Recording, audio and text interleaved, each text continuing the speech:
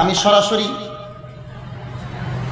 প্রসিদ্ধ হাদিসের কিতাব মিশকাত শরীফের প্রথম খণ্ডের 30 নম্বর পৃষ্ঠা 165 নম্বর হাদিস, যেটি আমি খুতবার মধ্যে অংশবিশেষ পড়ে শুনিয়েছি, সেই হাদিস থেকেই ফিতনার ভবিষ্যৎবাণী এবং দিক নির্দেশনার কথাটি আপনাদের সামনে তুলে ধরছি।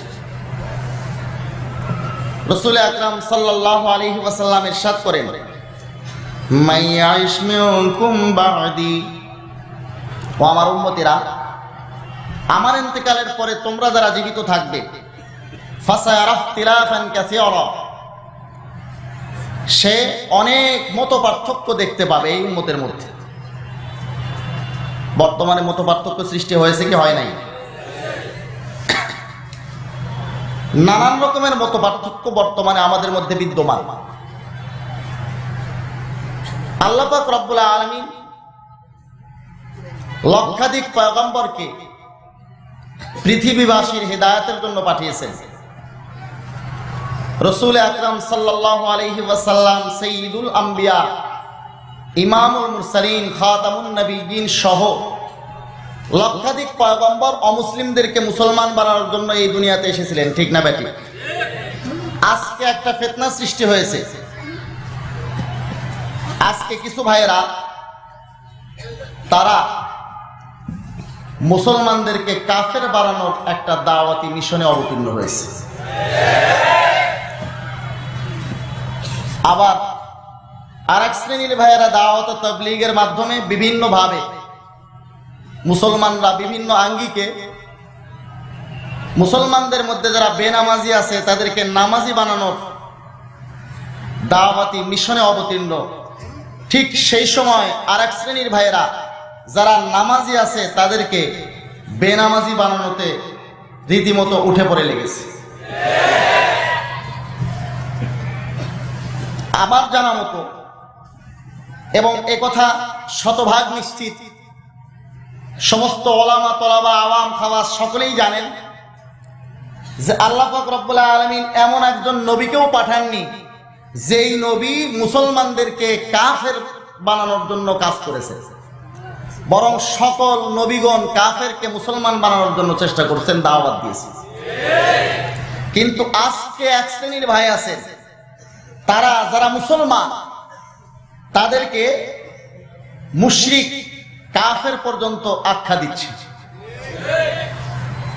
দাবি করে আমরা সহিহ হাদিসের উপর আমল করি, নাম দিয়েছে নিজেদের আহলে হাদিস। আসলে তাদের প্রকৃত নাম কি তারা জানে কিনা এটাও সন্দেহ। এক সময় তারা বলতো নিজেদেরকে ওয়াহাবি, নাম পরিবর্তন করে কিছুদিন পরে আহলে হাদিস, আবার সালাফি, আবার মোহাম্মদী, নামের কোনো স্টেশন নেই। তাদের নামটা কি এটা নিয়েই যারা আজ পর্যন্ত সিদ্ধান্ত নিতে পারে নাই।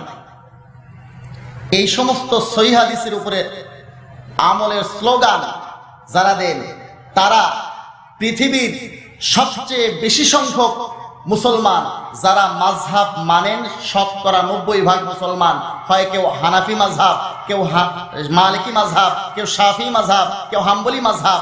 আর এই সমস্ত মাযহাব পন্থীদেরকে যারা কাফের আর মুশরিক বলে, তারা এই মুসলমানদেরকে কাফের বানানোর চক্রান্তে লিপ্ত। আমাদের এই দেশে অধিকাংশ জনগোষ্ঠী মুসলমান, তো এই মুসলমানরা কি মাযহাব মানে? অধিকাংশ জন, শতকরা 90% মুসলমান আমাদের দেশে হানাফি মাযহাব মেনে চলেন। আর তাদেরকে এই সমস্ত স্লোগানধারীরা বলে যে এরা মাযহাব মেনে মুশরিক হয়ে গেছে।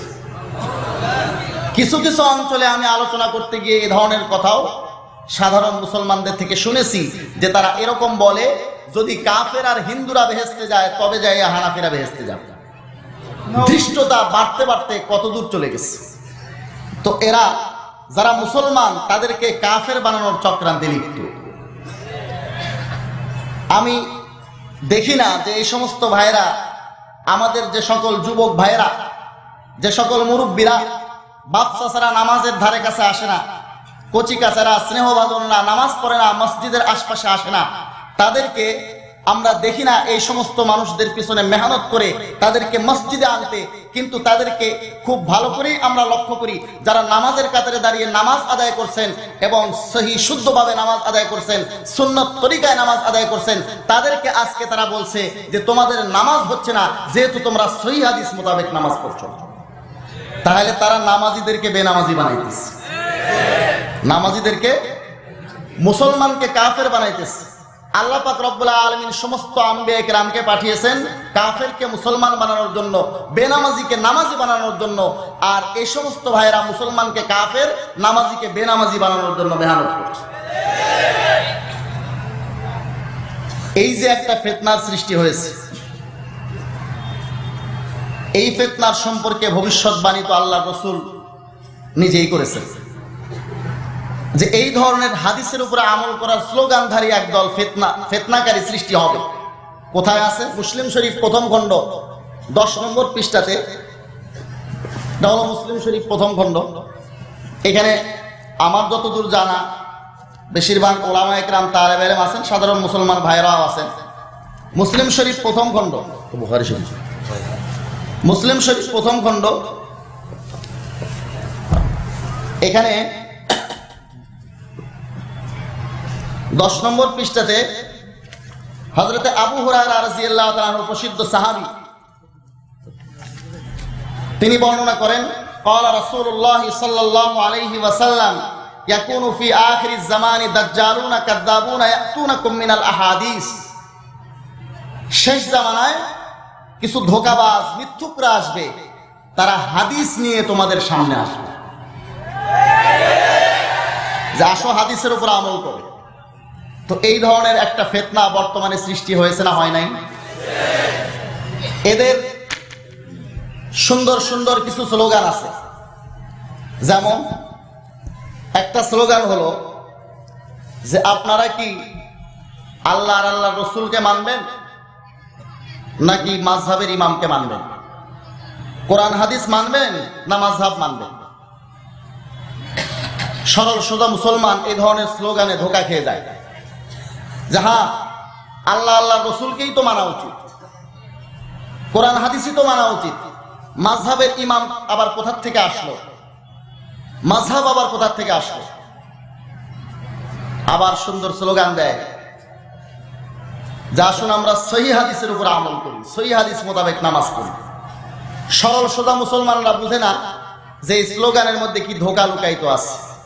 এটাকে আরবিতে বলে কালিমাতু হাক্কিন উরিদা বিহাল বাতিল, অর্থাৎ কথা সত্য মতলব, কথা সত্য মতলব, কালিমাতু হাক্কিন উরিদা বিহাল বাতিল। এই ধরনের সুন্দর সুন্দর স্লোগান নিয়ে মানুষের সামনে মানুষকে ধোঁকা দেওয়ার জন্য চেষ্টা করে।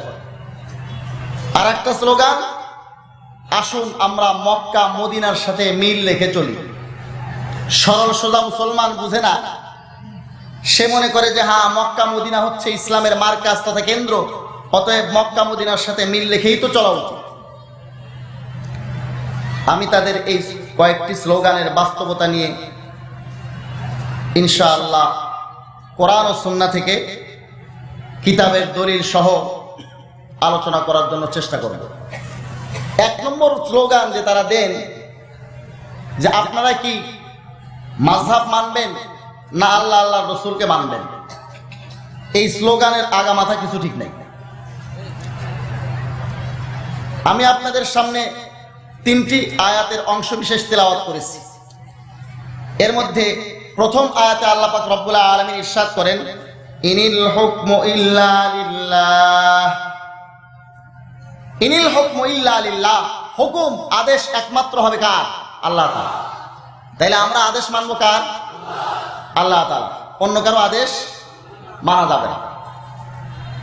দ্বিতীয় আয়াতে আল্লাহ পাক রব্বুল আলামিন ইরশাদ করেন মা আতাকুমুর রাসূল ফাখুযুহু ওয়া মা নাহাকুম আনহু ফান্তাহু। মা আতাকুমুর রাসূল, রাসূল যে আদেশ তোমাদেরকে দেন, ফাখুযুহু সে আদেশ তোমরা গ্রহণ করো, আর ওয়া মা নাহাকুম আনহু ফান্তাহু রাসূল যেই কাজ থেকে নিষেধ করে সেই কাজ থেকে তোমরা বিরত থাকো। তাহলে এই আয়াতের দ্বারা বোঝা গেল আল্লাহর রাসূলের আদেশ নিষেধও পালন করতে হবে, ঠিক না ব্যাটি? প্রথম আয়াতের দ্বারা বোঝা গেছে শুধুমাত্র আল্লাহ পাক রব্বুল আলামিনের আদেশ মানতে হবে, অন্য কারো আদেশ মানা যাবে না। দ্বিতীয় আয়াতের দ্বারা বোঝা গেল আল্লাহ এবং আল্লাহর রাসূলের আদেশ মানতে হবে। তৃতীয় আয়াত যেটা আমি আপনাদের সামনে তেলাওয়াত করেছি, এই আয়াতের মধ্যে আল্লাহ তাআলা ইরশাদ করেন, ইয়া আইয়ুহাল্লাযীনা আমানু আতিউল্লাহা ওয়া আতিউর রাসূল ওয়া উলিল আমরি মিনকুম। হে ঈমানদারেরা, আল্লাহ তাআলার আনুগত্য করো, রাসূলের আনুগত্য করো, উলুল আমরের আনুগত্য করো। উলুল আমরের ব্যাখ্যা করেন রাইসুল মুফাসসিরিন হযরত আব্দুল্লাহ বিন আব্বাস রাদিয়াল্লাহু তাআলা আনহুমা, মুস্তাহিদিনের দ্বারা, যে মুস্তাহিদিনদেরও অনুসরণ করো। তাহলে এক আয়াতের দ্বারা বোঝা গেছে শুধুমাত্র আল্লাহর আদেশ মানতে হবে। দ্বিতীয় আয়াতের দ্বারা বোঝা গেল আল্লাহর সাথে রাসূলের আদেশও মানতে হবে। তৃতীয় আয়াতের দ্বারা বোঝা গেল মুস্তাহিদিনে কেরাম কোরআন সুন্নাহর যে ব্যাখ্যা দেন সেই ব্যাখ্যাও মানতে হবে। আপনার পিতা আপনাকে আর আপনার বড় ভাইকে দুজনকে একসঙ্গে বাজারে পাঠিয়েছে, ছোট হিসেবে আপনার প্রতি নির্দেশনা দিয়েছে যে বেটা বাজারে যাচ্ছ তোমার বড় ভাইয়ের সঙ্গে, বড় ভাই যা বলে তা শুনিও। এখন আপনি বাজারে যাইয়া যেরকম খুশি সেরকম চলছেন, বড় ভাই যা বলে তা শুনেন না। এখন যদি আপনি বলেন আমি তো আব্বার কথা শুনবো, আমি বড় ভাইয়ের কথা শুনছি না, তাতে কি বাবার কথা শোনা হচ্ছে? তো বড় ভাইয়ের যদি এখানে কথা আপনি না শোনেন তাহলে অবশ্যই আপনার আব্বার কথাও আপনি শুনলেন না। কেন? কারণ আপনার পিতা বলেছেন যে বড় ভাইয়ের কথা শুনিও। তো পিতা যদি বলে বড় ভাইয়ের কথা শুনিও, সেখানে বড় ভাইয়ের কথা না শুনলে পিতার কথাও শোনা। আল্লাহ তাআলা নিজেই বলছেন আল্লাহর কথা মানতে হবে, রাসূলের কথাও মানতে হবে। মুস্তাহিদিনে কেরাম যে সিদ্ধান্ত দেন কোরআন সুন্নাহ মোতাবেক, যেই ব্যাখ্যা দেন সেইটাও মানতে হবে। অতএব যেরকম নাকি আল্লাহর কথা মানা, রাসূলের কথা মানা আমাদের জন্য জরুরি, যে সমস্ত বিষয়ে কোরআন হাদিসে স্পষ্ট কোনো সমাধান নেই সেই বিষয়ে মুস্তাহিদিনে কেরামের কোরআন সুন্নাহ মোতাবেক যে সিদ্ধান্ত তারা দেন সেটাও মানা আমাদের জন্য জরুরি। ঠিক না ভাই? ঠিক। মুসলমান ভাইরা আমার, এখন কথা হচ্ছে যে মুস্তাহিদিনে কেরাম যে ব্যাখ্যা দেন এই ব্যাখ্যা যদি আমরা ফলো করি, কোরআন সুন্নাহর যে ব্যাখ্যা ওনারা দেন এইটা যদি আমরা মেনে চলি, তাহলে কি কোরআন হাদিস মানা হবে না, আল্লাহ রাসূলকে মানা হবে না, মাযহাবের ইমাম মানা হবে? এরকম কিনা? বন্ধুরা আমার, বিষয়টা এরকম না। লামাযহাবী বন্ধুরা এই বিষয়টাতে সম্পূর্ণই আমাদেরকে ধোঁকা দিয়ে থাকে। আওয়ামকে তারা বুঝান যে মাযহাব মানে হলো কোরআন সুন্নাহর সম্পূর্ণ বিপরীত একটা। মাযহাব মানার অর্থ হলো কোরআন হাদিস বাদ দিয়া ইমামের মতামত অনুসরণ করা। বন্ধুরা আমার, কোরআন সুন্নাহর মধ্যে স্পষ্ট যে মাসাইলগুলো আলোচনা আছে এগুলোর সংখ্যা হলো 80%। 80% মাসআলা কোরআন সুন্নাহর মধ্যে স্পষ্ট উল্লেখ আছে। উল্লেখ স্পষ্টভাবে নেই অথবা থাকলেও দুই রকম আছে, সমাধান নেই, এই ধরনের মাসাইলের সংখ্যা, যেগুলো মুস্তাহাদফি মাসাইল অর্থাৎ ইমামগণ ইজতিহাদ করে সমাধান বের করেছেন, এই ধরনের মাসলার সংখ্যা 20%, 20% মাসআলা। তো এই 20% মাসআলা মুস্তাহিদিনে কেরাম যে ইজতিহাদ করে বের করেছেন, ওলামা তোলাবা সকলেই জানেন ইজতিহাদের জন্য, কিয়াসের জন্য অন্যতম শর্ত হলো যেই মাসআলাটাতে আমি কিয়াস করছি এখানে ওয়ালা নাসসা ফিহি, এই ব্যাপারে কোনো নস না থাকতে হবে। কোরআন সুন্নাহর মধ্যে যদি এই ব্যাপারে স্পষ্ট কোনো সমাধান থাকে সেই ব্যাপারে মুস্তাহিদ ইমামগণ কোনো ইজতিহাদ করেন না, সেই ব্যাপারে তাদের কোনো কিয়াস আর ইজতিহাদ চলে না। কাজেই মুস্তাহাদফি মাসাইল যেগুলো, এগুলোর ব্যাপারে কোরআন সুন্নাহর মধ্যে স্পষ্ট কিছু নাই। কোরআন সুন্নাহর মধ্যে স্পষ্ট যদি উল্লেখ থাকে সেই ব্যাপারে মাযহাবের ইমামদের কোনো বক্তব্য থাকে না। উদাহরণস্বরূপ আমি আপনাদেরকে বলি, যেরকম আল্লাহ এক, মুহাম্মদুর রাসূলুল্লাহ সাল্লাল্লাহু আলাইহি ওয়াসাল্লাম আমাদের রাসূল, নামাজ 5 ওয়াক্ত ফরজ, এই সব বিষয়ে কোরআন সুন্নাহর মধ্যে 2 ধরনের 3 ধরনের কোনো কথা নাই, একরকম কথাই আছে এবং স্পষ্ট সমাধান আছে। এজন্য কোনো মাযহাবের ইমাম এই কথা বলবে না আল্লাহ 2টা, কোনো মাযহাবের ইমাম বলবে না আমাদের নবীর পরেও আর কোন রাসূল আসবে, আবার কোন মাযহাবের ইমাম এরকমও বলবে না নামাজ 5 ওয়াক্ত বা 4 ওয়াক্ত, এই নিয়ে দ্বন্দ্ব করা, ইখতিলাফ করা, এই ধরনের কোনো মতামত কোনো মুস্তাহিদ ইমামের নেই। পক্ষান্তরে একটা হাদিসের মধ্যে উল্লেখ আছে, রাসূলুল্লাহ সাল্লাল্লাহু আলাইহি ওয়াসাল্লাম বলেন, লা সালাতা লিমান লাম ইয়াকরা বিফাতিহাতিল কিতাব, যে আলহামদু সূরা পড়লো না তার নামাজ হলো। আর একটা হাদিসের মধ্যে, এই হাদিস তো বুখারী শরীফের প্রথম খণ্ডের 104 নম্বর পৃষ্ঠা 747 নম্বর হাদিসে উল্লেখ আছে, এই হাদিসটা সকলেই জানে। আর একটা হাদিস যেটা ইবনে মাজাহ শরীফ 61 নম্বর পৃষ্ঠায় 850 নম্বর হাদিসে হযরত জাবের বিন আব্দুল্লাহ রাদিয়াল্লাহু তাআলা আনহুমার সনদে উল্লেখ আছে। এরপরে মুসান্নাফে ইবনে আবি শায়বা তৃতীয় খণ্ড 274 নম্বর পৃষ্ঠাতে 3800 নম্বর হাদিসের মধ্যে উল্লেখ আছে। সেটা হলো এরকম, ক্বালা রাসূলুল্লাহ সাল্লাল্লাহু আলাইহি ওয়াসাল্লাম, মান কানা লাহু ইমামুন ফাকিরাতুল ইমামি লাহু কিরাআতুন, যার ইমাম থাকে ইমামের কেরাতি তার কেরাত হয়ে যায়, মুক্তাদির আলাদা কোনো কেরাত করতে হয় না, ইমামের কেরাতি মুক্তাদির জন্য যথেষ্ট। তাহলে দুই হাদিসের মধ্যে দুই রকম আসলো, দুই হাদিসের মধ্যে দুই রকম আসছে। এই রকম ক্ষেত্রে যদি আগে কোনটা পরে কোনটা জানা থাকে, সেখানে পরেরটা গ্রহণ করতে হয়, আগেরটা পরিত্যাগ করতে হয়, যেহেতু আগেরটা মনসুখ পরেরটা না আছে। কিন্তু এরকম যদি জানা না থাকে, যেরকম এই দুইটা হাদিস, এখানে আপনি কি করবেন? ঠিক কোরআনে কারীমের আয়াতের মধ্যে আছে যে সকল মহিলারা ইদ্দত পালন করবে তারা সালাসাতা কুরু, 3 কুরু ইদ্দত পালন করবে। কুরুন শব্দটার অর্থ যেরকম হায়েজ আসে, কুরুন শব্দটার অর্থ এরকম পবিত্রতাও আসে, অপবিত্রতাও কুরুন শব্দের অর্থ আসে, পবিত্রতাও আসে। কোরআনের মধ্যে স্পষ্ট করে কোনো বলা নাই যে এই কুরু থেকে কি উদ্দেশ্য, হায়েজ নাকি পবিত্রতা। এখানে মুস্তাহিদ ইমামগণের ব্যাখ্যার প্রয়োজন আছে। আর কিছু মাসআলা এমন আছে যে সকল ক্ষেত্রে কোরআন সুন্নাহর মধ্যে আমরা কিছুই স্পষ্ট উল্লেখ পাই না। যেরকম বর্তমানে কিছু মানুষ প্লাস্টিক সার্জারি করছে। আপনাদের আমাদের এলাকাতে মসজিদগুলোতে কিছু চেয়ার ঢুকেছে, চেয়ারে কিছু ভাইয়েরা নামাজ আদায় করেন। চেয়ারে নামাজ আদায় করার মাসলা, বীমা ইন্স্যুরেন্সের মাসলা, মোবাইলের মাসলা, প্লেনের মধ্যে নামাজ আদায় করার মাসআলা, টেস্ট টিউব বেবির শরঈ সমাধান, এই সকল বিষয়ে কোরআনের কোনো আয়াত অথবা হাদিস শরীফের মধ্যে কোনো হাদিস খুঁজে পাওয়া যায়। এই সকল ক্ষেত্রে আপনি কি করবেন? অবশ্যই কোনো না কোনো মুস্তাহিদ ইমামের ব্যাখ্যা আমাদেরকে মানতে হবে। যেই মুস্তাহিদ ইমাম কোরআন সুন্নাহ সম্পর্কে জ্ঞান রাখেন, তিনি কোরআন সুন্নাহ থেকে আমাদেরকে যে ব্যাখ্যা দিবেন যে এই ব্যাপারে আল্লাহ আর আল্লাহর রাসূলের সিদ্ধান্ত এই, কারণ এই আয়াত থেকে এরকম বোঝা যায়, এই হাদিস থেকে এরকম বোঝা যায়, তখন আমরা সেটা গ্রহণ করব। এছাড়া স্পষ্টভাবে আমাদের কোরআন হাদিস থেকে এটা পাওয়ার কোনো সুযোগ নেই। বন্ধুরা আমার, এক জায়গাতে লামাযহাবী আর হানাফি আলেমদের বাহাস হবে। লামাযহাবী আলেমরা উপস্থিত হয়েছে, হানাফি আলেমরা উপস্থিত হয়েছে। সেখানে বাহাসের আগে একটা যুবক এক আজব কাণ্ড করে বসছে। ওইখানে চায়ের কাপে চা দেওয়া হয়েছে ওলামায়ে কেরামের এবং মেহমানদের সম্মানে। এই যুবকটা একটা মশা মেরে ওই চায়ের কাপের মধ্যে ফেলে দিয়েছে।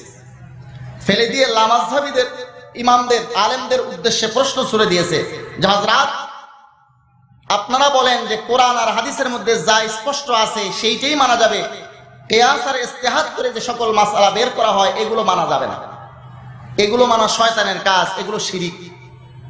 তো ভালো কথা, এই যে মশা চায়ের কাপের মধ্যে পড়লো, চায়ের কাপের চা ঠান্ডা হওয়ার আগেই মশা যদি চায়ের কাপের মধ্যে পড়ে অথবা পানির মধ্যে পড়ে, তাহলে এই চা বা পানি পাক থাকবে না নাপাক থাকবে, এই ব্যাপারে দয়া করে চা ঠান্ডা হওয়ার আগেই একটা আয়াত অথবা একটা হাদিস পড়ে শোনান। তবে শর্ত হলো যে আপনারা এই ব্যাপারে মাসির হাদিস পড়তে পারবেন না, কারণ মাসি আর মশা এক না। আপনারা মাসির হাদিস বলবেন, মাসির হাদিসের উপরে মশাকে কিয়াস করবেন, এটা তো করা যাবে না, কিয়াস হারাম। এজন্য এই ব্যাপারে একটা আয়াত অথবা হাদিস পেশ করবেন যেখানে মশার কথা উল্লেখ আছে। বন্ধুরা আমার, বাস্তব ঘটনা। এরপরে একটা একটা করে আলেম লামাযহাবীরা ওরা স্টেজ থেকে পালিয়ে গিয়েছে, কারণ চা ঠান্ডা হওয়ার আগে পালানো সম্ভব, কিন্তু মশার ব্যাপারে কোনো আয়াত বা হাদিস শরীফ খুঁজে পাওয়া সম্ভব না, এজন্য তাদের জন্য পালানো সম্ভব হয়েছে। আর এক লামাযহাবী আলেম বয়ান করতেছে, আল্লাহ আর আল্লাহর রাসূলকে ছাড়া কাউকে মানা যাবে না। যদি আল্লাহ আর আল্লাহর রাসূলকে ছাড়া আর কারো কথা মানা হয় তাহলে শিরিক হবে, কুফরি হবে, মুশরিক হয়ে যাবে সে। ইমামদেরকে মানা এটা বড় শিরিক। ওইখান থেকে একজন যুবক দাঁড়িয়ে গেছে, বলছে হযরত দয়া করে আপনার পরিচয়টা বলবেন, আপনি কি আল্লাহ না আল্লাহর রাসূল? বলছে কেন? বলছে আপনি তো বললেন যে আল্লাহ আর আল্লাহর রাসূলের কথা ছাড়া অন্য কারো কথা মানা যাবে না, মানলে শিরিক হবে, কুফরি হবে, যে মানবে সে মুশরিক হবে। যেরকম ইমাম আবু হানিফাকে যারা মানে তারা মুশরিক। আপনিই তো বক্তব্য দিলেন, তাহলে আপনার কথা আমরা শুনতে গেলে, মানতে গেলে আপনাকে হয় আল্লাহ হতে হবে, নাইলে আল্লাহর রাসূল হতে হবে। তো দয়া করে আপনার পরিচয় দিবেন, আপনি কি আল্লাহ না আল্লাহর রাসূল? বন্ধুরা আমার, এই লামাযহাবী আলেম লাজবাব হয়ে গেছে। বলছে ভাই আমি যা বলছি তা তো আমি কোরআন হাদিস থেকেই বলছি, আল্লাহ আল্লাহর রাসূলের কথাই তো বলছি। যুবক নাফরবান্দা বলে হুজুর আমাদের ইমাম সাহেবরা যা বলেন তারাও তো আল্লাহ রাসূলের কথারই ব্যাখ্যা দেন, তারাও তো কোরআন হাদিসেরই ব্যাখ্যা দেন, তো উনাদের ব্যাখ্যা যদি আমরা মানি তাহলে মুশরিক হই, আর আপনার বয়ান আর আপনার লেকচার যদি শুনি তাহলে আমরা মুশরিক হই না। এই পার্থক্যটা আমাদেরকে একটু বুঝিয়ে দিবেন। বন্ধুরা আমার, হ্যাঁ মাযহাব ওনারাও মানে, আমরাও মানি, তবে আমরা মাযহাব মানি কার? এমন একজন ইমামের যিনি ছিলেন সাহাবীদের শাগরেদ, যিনি ছিলেন তাবেঈ, যার ব্যাপারে কোরআন সুন্নাতে সুসংবাদ এসেছে, এই ধরনের একজন মুজতাহিদ ইমামের ব্যাখ্যা মানে। আর ওনারা মানেন কাকে? ওনারা মানেন এইরকম কিছু মানুষকে যারা হয়তো ঘড়ির মেকার, না হলে টিভির লেকচারার, যারা ডান বুঝে না বাম বুঝে না, এই ধরনের কিছু আলতুফাতু লোককে তারা মানে তাদের ইমাম হিসেবে। এরকম 70, 72, 75, 100 জন ইমাম তারা মানতেছে, যেরকম নাকি কাফের মুশরিকরা যারা এক খোদার ইবাদত করে না, এক খোদার সামনে যাদের মাথা নত হয় না, তারা যেরকম নাকি হাজারো মূর্তির পূজা করে, যারা এক ইমাম মানে না, এরকম তারা আলতু ফালতু হাজারো ইমামকে মেনে চলেছে। বন্ধুরা আমি আপনাদেরকে তাদের কিছু ইমামের ফতোয়া শোনাই, তারপরে আমাদের ইমামের পরিচয় দিবনি। আমি একটু লামাযহাবী এই সমস্ত ভাইয়েরা যারা মাযহাব মানে না বলে বলেন, তারা কাদের কাদের মাযহাব মানছেন তাদের একটু কথা আপনাদেরকে শোনাই। আব্দুর রাজ্জাক বিন ইউসুফ একজন আছেন, নাম শুনছেন আপনারা? আব্দুর রাজ্জাক বিন ইউসুফ। আব্দুর রাজ্জাক বিন ইউসুফ সাহেবের একটা ফতোয়া শুনুন। গালির পেশাবে কাপড় ভিজিয়ে নিয়ে সালাত আদায় করলে কোনো সমস্যা নেই। আমি বলি না যে তা করতে হবে, আমি বলছি এক বালতি গাভীর পেশাবে গায়ের চাদরটি ভিজিয়ে নেন, গায়ের চাদরটি এক বালতি পানিতে পেশাবে ভিজিয়ে নেওয়ার পরে ওই চাদর গায়ে দিয়ে সালাত আদায় করে নামাজ পড়েন, কোনো সমস্যা নেই, নামাজ হবে। শুনলেন ফতোয়া? আর একটা ফতোয়া শুনেন, এটা হলো আব্দুর রাজ্জাক বিন ইউসুফ সাহেবের ফতোয়া। আর একটা ফতোয়া হলো আকরামুজ্জামান বিন আব্দুস সালাম সাহেবের। আকরামুজ্জামান বিন আব্দুস সালাম সাহেব ফতোয়া দেন আল্লাহ আল্লাহর জিকির করা বিদআত। না, আল্লাহ আল্লাহ নামে জিকির করা হলো বিদআত এবং অক্ষরের জিকির। এটা যারা সুন্নাহ বুঝে না তারাই আল্লাহ আল্লাহ জিকির করে। একটা কথা হাদিস থেকে আল্লাহ আল্লাহর জিকির করা বিদআত বলছেন আকরামুজ্জামান বিন আব্দুস সালাম সাহেব।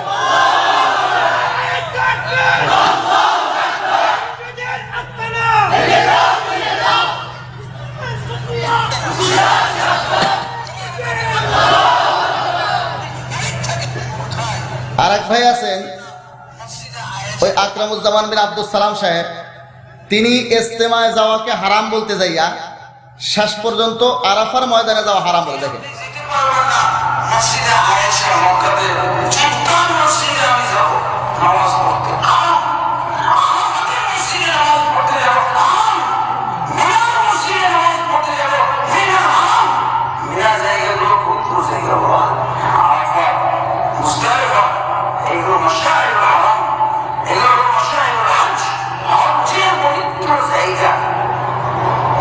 এই জায়গাগুলোতে হজের মৌসুম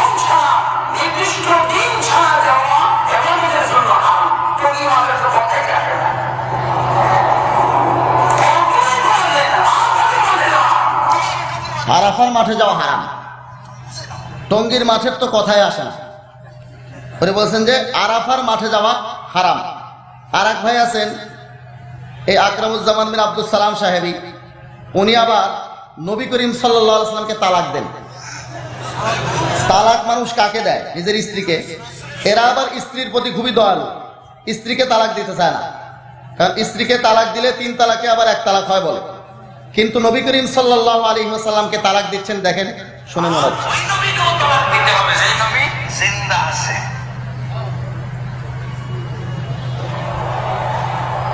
আর ওই নবীকেও তালাক দিতে হবে যেই নবী জিন্দা আছে। বুঝলেন? জিন্দা নবীকেও তালাক ওদেরকে হারিয়ে দিয়ে নবী করিম সাল্লাল্লাহু আলাইহি ওয়াসাল্লাম কবরে সশরীরে জীবিত আছেন, এটা আহলে সুন্নাত ওয়াল জামাতের আকীদা। কিন্তু কবরের মধ্যে তারা বলে নবী করিম সাল্লাল্লাহু আলাইহি ওয়াসাল্লাম মুর্দা। আর যদি জিন্দা থাকে বলে কেউ, তাহলে এই জিন্দা নবীকেও তালাক, আর যারা বলে জিন্দা তাদেরকেও তালাক। কত ধৃষ্টতা আর বেয়াদবির সাথে কথাগুলো বলছে। নবীকে কেউ তালাক দেয়, তালাকের মতো শব্দ নবীর শানে ব্যবহার করার মতো যারা বেয়াদবি করে, তারা আবার নবীর হাদিস মানার জন্য দাবি করে। বন্ধুরা আমার, নবী করিম সাল্লাল্লাহু আলাইহি ওয়াসাল্লামকে তালাক দেওয়ার পাশাপাশি উনি বলছে ওদেরকে হাদিয়া দিয়ে দিলাম। অর্থাৎ যারা নবীকে কবরে জীবিত মানে তাদেরকে হাদিয়া দিয়ে দিচ্ছেন। নবী যদি আমাদের তকদিরে আসে, আপনাদের অসুবিধা আছে? তো এরা নবীকে তালাক দেয়। তো এই সমস্ত ব্যক্তিদেরকে মানে ওনারা, আর মানে কাকে? কিছু ঘড়ির মেকারকে। তাদের সর্বোচ্চ শেখর হলো শেখ নাসিরউদ্দিন আলবানী। এই শেখ নাসিরউদ্দিন আলবানীর লেখা সালাত সম্পাদনের পদ্ধতি বাংলা, আরবিতে সিফাতু সালাতিন নবী, ওইটাও আমার কাছে আছে। তাওহীদ পাবলিকেশনস থেকে ছাপা এই বইটির ভূমিকার মধ্যে নাসিরউদ্দিন আলবানী রাহিমাহুল্লাহকে তাদেরই অনুবাদকেরা লিখেছে যে উনি ছিলেন 1000 বছরেরও বেশি কাল ধরে হাদিস শাস্ত্রের যে খিদমত হয়নি, তিনি 20 শতাব্দীতে তা করার তৌফিক লাভ করেন। অর্থাৎ 1000 বছরের মধ্যে এত বড় আলেম তাদের দৃষ্টিতে আসেনি। হতে পারে ওদের মধ্যে এত বড় আলেম আর আসেনি, কিন্তু এর আগেই তার পরিচয়ে তারা লিখছেন ছোটকালে তিনি তার পিতার নিকট মুখতাসার কুদরি পড়েছিলেন। প্রথম দিকে তিনি কাঠমিস্ত্রি ছিলেন, অতঃপর তিনি তার পিতার পেশা ঘড়ি মেরামতের কাজ শিখে সেই কাজে নিয়োজিত ছিলেন। এ সময় অবসরের ফাঁকে ফাঁকে তিনি বিভিন্ন কিতাবপত্র পড়ার সুযোগ পান। বন্ধুরা আমার, তাহলে এই যে এই বইটাতে আমরা লিখিনি, ওনারা লিখেছেন। শেখ নাসিরউদ্দিন আলবানী রাহিমাহুল্লাহ, তার সর্বোচ্চ যোগ্যতা হলো, তিনি একাডেমিক যোগ্যতা হলো হানাফি মাযহাবের কুদুরি কিতাব পর্যন্ত পড়েছেন। আর বাকি যোগ্যতা ওনারা লিখেছেন কাঠমিস্ত্রি আর ঘড়ির মেকার। তো যাদের সবচেয়ে বড় ইমাম কাঠমিস্ত্রি আর ঘড়ির মেকার, তো তাদের আবার কি অবস্থা হবে? বর্তমানে আর এক মুফতি সাহেব বাইরে হয়েছেন। আর এক মুফতি সাহেব হলো মতিউর রহমান মাদানী।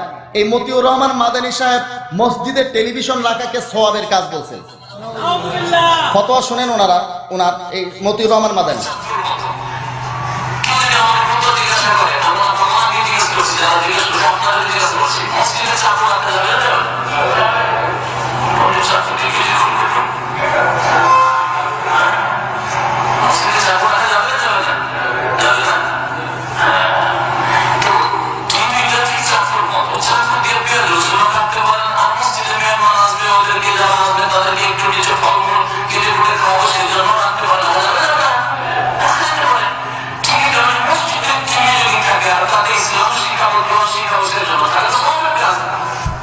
মসজিদের টেলিভিশন যদি নামাজ দোয়া শেখানোর জন্য থাকে তাহলে সওয়াবের কাজ। এখানে ওনাদের মসজিদে যে টেলিভিশন আছে, একসঙ্গে বসে দেখছে, সে ছবিও আমার কাছে আছে, তাহলে দেখানো সম্ভব না। তো এই সমস্ত মুফতিয়ানে কেরামকে ওনারা মানেন।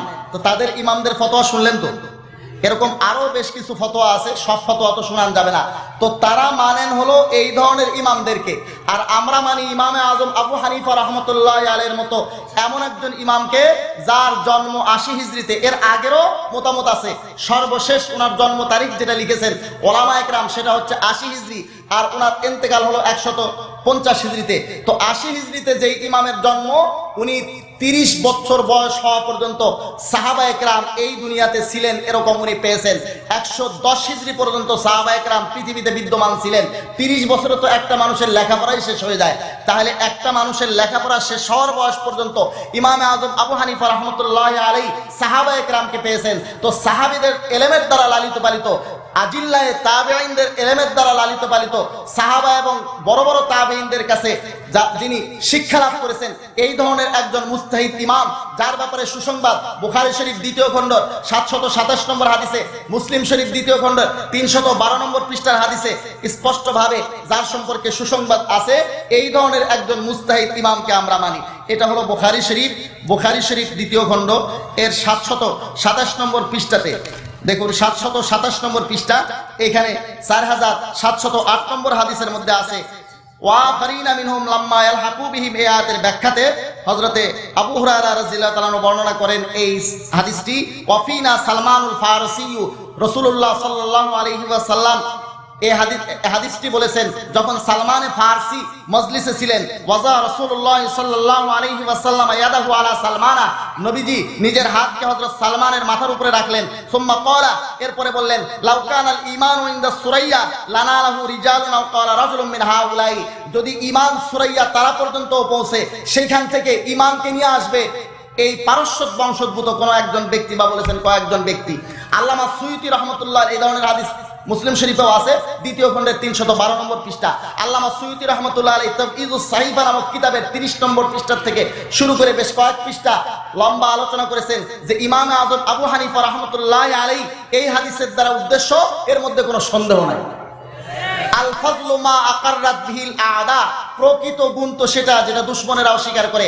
শাফি মাযহাবের সাথে হানাফিদের বাস্তবে কোনো দ্বন্দ্ব নাই, কিন্তু রেশারেশি আছে বলে মাসায়েলে ইখতিলাফ দেখিয়ে আমাদের মনে হয়। তো সেই ধরনের শাফি মাযহাবের একজন বড় ইমাম আল্লামা সুয়ুতী রহমতুল্লাহ আলাইহি, তিনি যখন একদম নির্দ্বিধায় নিঃসংকোচে স্বীকার করছেন যে এই হাদিসের দ্বারা উদ্দেশ্য ইমাম আবু হানিফা রহমতুল্লাহ আলাইহি, এর মধ্যে কোনো সন্দেহ নাই। বোঝা যায় কোরআনে কারীমের ওয়াফারিনা মিনহুম লাম্মা ইয়ালহাকু বিহিম, এই আয়াতের মধ্যে যে আয়াতের ব্যাখ্যা এই হাদিস ইমাম বুখারী রহমতুল্লাহ আলাইহি উল্লেখ করেছেন, এই আয়াতের মধ্যে এবং বুখারী শরীফ মুসলিম শরীফের হাদিসের মধ্যে ইমাম আজম আবু হানিফা রহমতুল্লাহ আলাইহির প্রতি সুসংবাদ এসেছে। সুবহানাল্লাহ। এই ধরনের একজন মুস্তাহিদ ইমামকে আমরা মানি। আর তোমরা মানো এই সমস্ত টিভির লেকচারার দেখতে, তোমরা মানো এমন কিছু ব্যক্তিকে যাদের সর্বোচ্চ যোগ্যতা, একাডেমিক যোগ্যতা হানাফি মাযহাবের কুদুরি, আর বাকি যোগ্যতা হলো ঘড়ির মেকারি আর কাঠমিস্ত্রি।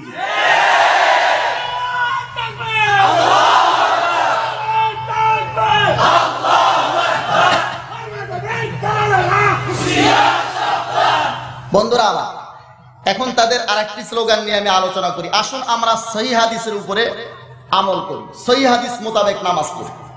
বন্ধুরা আমার, এই স্লোগানটি আপাদ মস্তক ভুল, এই স্লোগানটিও আপাদ মস্তক। আসুন আমরা সহিহ হাদিসের উপরে আমল করি, সহিহ হাদিস মোতাবেক নামাজ পড়ি। এই স্লোগানটা দেওয়ার জন্য দুইটি জিনিস প্রমাণ হওয়া লাগবে। একটা হলো রাসূলুল্লাহ সাল্লাল্লাহু আলাইহি ওয়াসাল্লাম হাদিসের উপরে আমল করার জন্য আদেশ করছেন। দ্বিতীয়, ওনারা যেটা করছেন এইটাই একমাত্র সহিহ, এর বিকল্প আর কোনো সহিহ নাই। এই দুইটি জিনিস প্রমাণ না হলে তাদের এই স্লোগানটা শুদ্ধ না। প্রথম কথা, আল্লাহর নবী কোনো একটি জায়গার মধ্যে তার আহাদিসে শরীফার মধ্যে এ কথা বলেননি যে ও আমার উম্মতিরা, তোমরা আমার হাদিসকে ফলো করিও, আমার হাদিসের উপরে আমল করিও, আমার হাদিসকে আঁকড়ে ধরিও। এই ধরনের কথা নবীজি কোন জায়গার মধ্যে বলেন। রাসূলুল্লাহ সাল্লাল্লাহু আলাইহি সাল্লাম বলেননি আলাইকুম বিহাদিসি, তোমরা আমার হাদিসকে মেনে চলিও, এই ধরনের কথা কোথাও। লামাযহাবী বন্ধুদের ব্যাপারে আমি যেখানে আলোচনা করি তো চ্যালেঞ্জ দিয়েই করি যে আপনারা এরকম একটা হাদিস দেখান যেখানে রাসূলুল্লাহ সাল্লাল্লাহু আলাইহি সাল্লাম বলেছেন তামাসসাকু বিহাদিসি, অথবা বলেছেন আলাইকুম বিহাদিসি, তোমরা আমার হাদিসকে মজবুত করে ধরো, তোমরা আমার হাদিসের উপরে আমল করো। এই ধরনের কথা আল্লাহর নবী কোথাও বলেন। পক্ষান্তরে আল্লাহর নবী বেশ কয়েকটি জায়গায় বলেছেন তোমরা আমার সুন্নতকে আঁকড়ে ধরো। যেরকম মিশকাত শরীফ প্রথম খণ্ডের 29-30 পৃষ্ঠা ব্যাপী, 2 পৃষ্ঠা ব্যাপী আলোচিত এই হাদিসটিতে 165 নম্বর হাদিসে আল্লাহর নবী ইরশাদ করেন, হযরত ইরবাদ ইবনে সারিয়া রাদিয়াল্লাহু তাআলা থেকে বর্ণিত এই হাদিস, আলাইকুম বিসুন্নতি, তোমরা আমার সুন্নতকে আঁকড়ে ধরো, ওয়া সুন্নাতিল খুলাফায়ে রাশিদিন আল মাহদিয়িন, এবং আমার খুলাফায়ে রাশিদিনের সুন্নতকে আঁকড়ে ধরো। এক। দ্বিতীয়, মিশকাত শরীফ প্রথম খণ্ডের 30 নম্বর পৃষ্ঠার 175 নম্বর হাদিস, হযরতে আনাস রাদিয়াল্লাহু তাআলা আনহু থেকে বর্ণিত। হাদিসটি এখানেই আছে। হযরতে আনাস রাদিয়াল্লাহু তাআলা আনহু বলেন, রাসূলুল্লাহ সাল্লাল্লাহু আলাইহি ওয়াসাল্লাম ইরশাদ করেন, মান আহাব্বা সুন্নতি ফাকাদ আহাব্বানি, যে আমার সুন্নতকে মহব্বত করলো সে আমাকে মহব্বত করলো। বন্ধুরা আমার, 176 নম্বর হাদিসে আল্লাহর নবী ইরশাদ করেন, হাদিসটি বর্ণনা করেছেন হযরতে আবু হুরায়রা রাদিয়াল্লাহু তাআলা আনহু, মান তামাসসাকা বিসুন্নতি ইনদা ফাসাদি উম্মতি ফালাহু আজরু মিয়াতি শাহীদিন, যে ব্যক্তি আমার সুন্নতকে আঁকড়ে ধরলো আমার উম্মতের ফাসাদের সময়, সে 100 শহীদের শাহাদাতের আত্মত্যাগের ফজিলত। এরপরে 186 নম্বর হাদিসে আল্লাহর রাসূল ইরশাদ করেন, তারাকতু ফীকুম আমরাইন লান তাযিল্লু মা তামাসসাকতুম বিহিমা কিতাবাল্লাহি ওয়া সুন্নাত রাসূলিহি, ও আমার উম্মতিরা, দুটি জিনিস আমি তোমাদের মাঝে রেখে যাচ্ছি, যতক্ষণ পর্যন্ত এই দুটি জিনিস আঁকড়ে ধরবে কখনো পথভ্রষ্ট হবে না। 1 নম্বর আল্লাহর কিতাব, 2 নম্বর রাসূলের সুন্নত। হাদিসের কথা বলেননি। বন্ধুরা আমার, 239 নম্বর হাদিসে আল্লাহর নবী ইরশাদ করেন, হযরতে আব্দুল্লাহ বিন আমর ইবনে আল-আস রাদিয়াল্লাহু তাআলা থেকে বর্ণিত এই হাদিস, আল ইলমু সালাসাতুন, ইলম তো তিনটা, আয়াতুন মুহকামাতুন, মুহকাম স্পষ্ট গায়রে মানসুখ আয়াত, আও সুন্নাতুন কায়েমাতুন, শাশ্বত সুন্নত, অর্থাৎ যে সমস্ত সুন্নত মানসুখ হয়নি এই ধরনের সুন্নত হাদিসে রাসূল, আও ফরিজাতুন আদিলাতুন, আর ফরিজা আদিলা, ফরিজা আদিলার লম্বা ব্যাখ্যা আছে। মুহাদ্দিসিনে কেরাম বলেন, ফরিজা আদিলার থেকে উদ্দেশ্য হলো ইজমা এবং কিয়াস। এই চারটি জিনিস হচ্ছে ইলম। রাসূলুল্লাহ সাল্লাল্লাহু আলাইহি ওয়াসাল্লাম বলেন, উলুমে দ্বীনিয়া, এই তিনটি জিনিস, তিনটির মধ্যে তৃতীয়টির মধ্যে দুইটি জিনিস আছে, সেই হিসেবে সব মিলে চারটি। ইলম এই কয়েকটি জিনিসের মধ্যে, ইলমে দ্বীন, উলুমে শরীয়ত এই কয়েকটি জিনিসের মধ্যে সীমাবদ্ধ। তো তার মধ্যে সুন্নত বলা হয়েছে, হাদিস কোথাও বলা হয়নি। তো আল্লাহর নবী কোন জায়গার মধ্যে বলেননি তোমরা আমার হাদিসকে আঁকড়ে ধরিও, কোন জায়গার মধ্যে বলেননি তোমরা আমার হাদিসের উপর আমল করিও।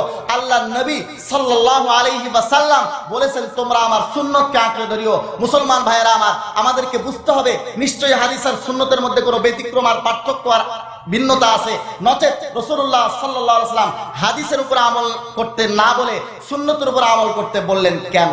আমাদের এখানে বিষয়টা বুঝতে হবে, কারণ প্রসিদ্ধ একটা কথা আছে, ইসলামের মূল দলিল দুইটা, কোরআন আর হাদিস। সেখানে আমি বলছি আল্লাহর নবী হাদিসের উপর আমল করার জন্য বলেননি, বলেছেন কোরআন আর সুন্নাহর উপর আমল করার জন্য। কাজেই এখন আমাদেরকে বুঝতে হবে যে হাদিস আর সুন্নতের মধ্যে পার্থক্যটা কি। মুসলমান ভাইরা, হাদিস আর সুন্নতের মধ্যে পার্থক্য আছে। পার্থক্য কি? হাদিস বলে রাসূলুল্লাহ সাল্লাল্লাহু আলাইহি ওয়াসাল্লামের প্রত্যেকটা কথা, কাজ, গুণাবলী, অবস্থাদি এবং নীরব সমর্থক, এই চারটি জিনিস, এগুলোকে বলে হাদিস। নবীজি এক সময় একটা কাজ করেছেন, পরে সেটা ছেড়ে দিয়েছেন, এটাও হাদিস। কিছু বিষয় নবীজির সাথে খাস ছিল, নবীজি এগুলো করেছেন, এগুলোও হাদিস। রাসূলুল্লাহ সাল্লাল্লাহু আলাইহি ওয়াসাল্লাম নীরব সমর্থন দিয়েছেন, সেগুলো হাদিস। তো নবীজির কথা, কাজ, সমর্থন, গুণাবলী, এই সবগুলোর সমষ্টির নাম হাদিস। একটা মজার কথা শোনাই। এক লামাজাবি আসছে একদিন, বলছে, হুজুর কোরআন হাদিস ছাড়া তো কিছুই মানা যাবে না, কোরআন মানতে হবে আর সহিহ হাদিস মানতে হবে। বলে, ভালো কথা, আপনি বলেন তো আপনারা হাদিস মানেন তো? বলছে, হ্যাঁ আমরা হাদিসই মানি। তো হাদিস কাকে বলে বলেন তো? তো ওই বেচারা বলছে, হাদিস বলে রাসূলুল্লাহ সাল্লাল্লাহু আলাইহি ওয়াসাল্লামের কথা, কাজ, সমর্থন, এগুলোকে হাদিস বলে। বললাম, ভালো কথা, এটা কোন আয়াতের তরজমা, নাহলে কোন হাদিসের অনুবাদ? বলছে, না এইটা তো কোনো আয়াতের অনুবাদ না, এইটা কোনো হাদিসের অনুবাদ না। তো এইটা কি? বলছে, এটা মুহাদ্দিসিনে কেরাম হাদিসের এরকম সংজ্ঞা বলছে। তো আপনি প্রথমেই তো হাদিস আর কোরআন বাদ দিয়ে একজন ব্যক্তি মানে বসলেন। হাদিস এর যে সংজ্ঞা আপনি বলছেন, আপনি হাদিস মানেন, তো হাদিসের এই সংজ্ঞা না আল্লাহ বলছে না আল্লাহ রাসূল বলছে, এটা কোনো আয়াতের তরজমা না, এটা কোনো হাদিসের অনুবাদ না, আপনি হাদিস মানছেন। তো হাদিসের যে সংজ্ঞা বললেন, এইটা তো আল্লাহ রাসূলের সংজ্ঞা না, কোনো মানুষের সংজ্ঞা। তো একজন মানুষকেই তো প্রথমে ফলো করে বসলেন। বন্ধুরা আমার, এরপরে রইল সহিহ হাদিস। বলে, আপনি সহিহ হাদিস মানেন, তো সহিহ হাদিস কাকে বলে এটার সংজ্ঞাও জানা না বেচারা। আর এক জায়গাতে রাজশাহীতে, যেখান থেকে বর্তমানে এদের এই সমস্ত অপপ্রচার চালানো হয়, এটা একটা সানি মার্কাজ হয়ে গেছে সেখানে। ওইখানে আমার সাথে বাহাস শুরু হয়েছে। বাহাসের মধ্যে এরা তো আসলে জানে না কিছু। লামাজহাবি এক লোক দাঁড়াইছে আমার সাথে কথা বলবে। বললাম যে ভাই আপনি আহলে হাদিস? বলছে হ্যাঁ। তো বললাম আপনি হাদিসের সংজ্ঞাটা একটু আরবিতে বলেন তো।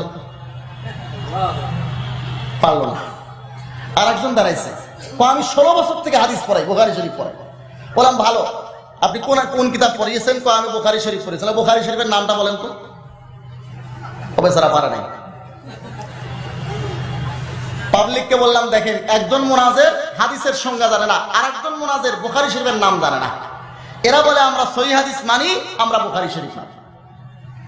তারপরে পাবলিককে বললাম যে ভাই, কোন একজন ছেলে যদি 50 বছর বয়স হওয়ার পরেও তার পিতার নাম বলতে না পারে, তাকে আপনারা কি বলবেন? পাবলিক বলে হারামজাদা, কেউ বলে জারজ সন্তান।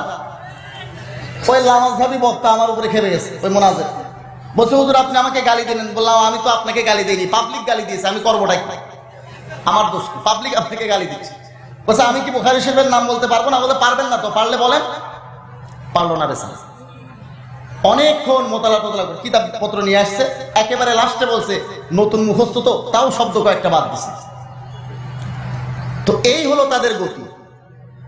তো মুসলমান ভাইরা আমার, আমি বলছিলাম হাদিস বলে রাসূলুল্লাহ সাল্লাল্লাহু আলাইহি ওয়াসাল্লামের প্রত্যেকটা কথা, কাজ, গুণাবলী সমর্থনকে, কিন্তু সুন্নত বলে হাদিসের একটা বিশেষ শ্রেণীকে, যেটা উম্মতের জন্য পালনীয়, করণীয় হাদিস, এটাকেই বলে সুন্নত।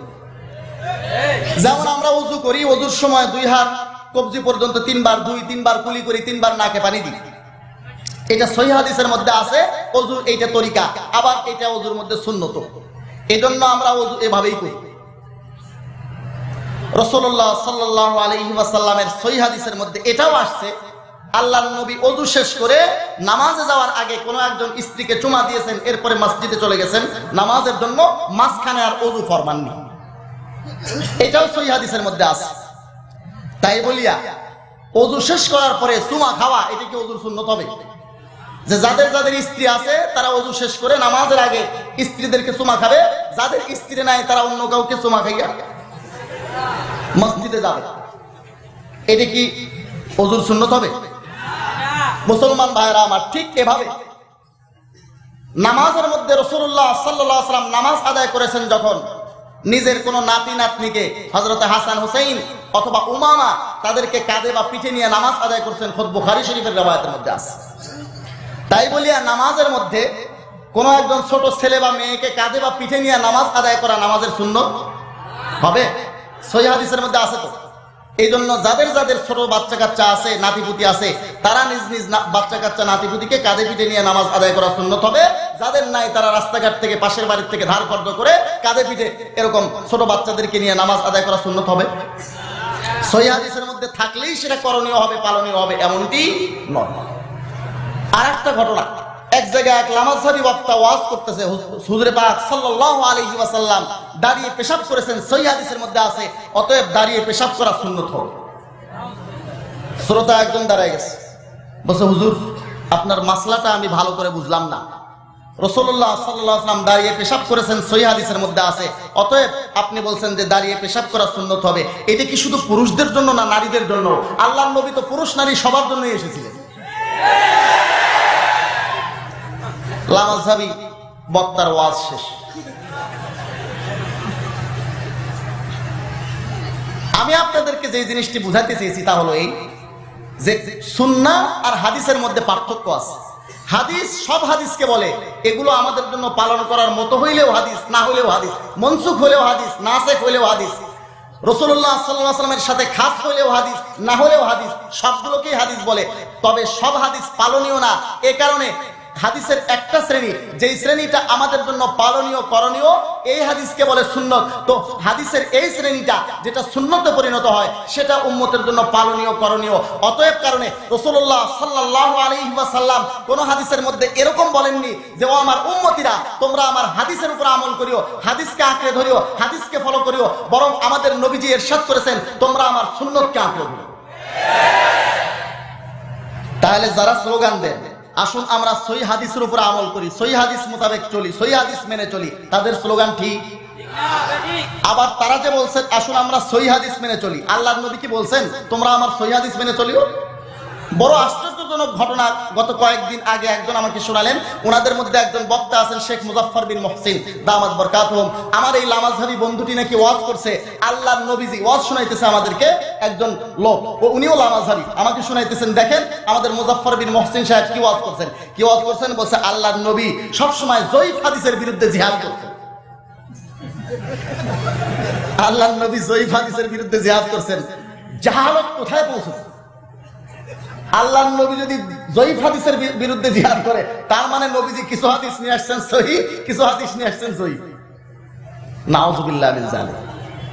তো আল্লাহর নবী কি কোথাও বলেছেন তোমরা আমার সহিহ হাদিস মানিও আর সহিহ হাদিস ছাড়া বাকিগুলো মানিও না?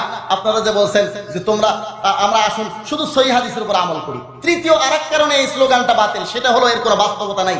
আমি এটাই এখন আপনাদেরকে দেখাচ্ছি। আমাদের কিছু বন্ধুরা তারা মনে করে এই সমস্ত মানুষের স্লোগান শুনিয়া যে বোধহয় হানাফিদের দলিল আসলে কোথায় দুর্বলতা কিছুটা আছে। ওই লোকটার মতো এক লোক একদিন বলে কাকের পিছনে দৌড়াইতেছে, আর একজন বলছে ভাই তুমি কাকের পিছনে দৌড়াও কেন? বলছে একটা লোক আমাকে বললো আমার দুইটা কান নাকি কাক নিয়ে গেছে। তো ওই লোক বলছে আরে গাধা কোথা কাক, এই তো তোর কান তো তোর সাথেই আছে, তুই কাকের পিছনে কেন দৌড়াস?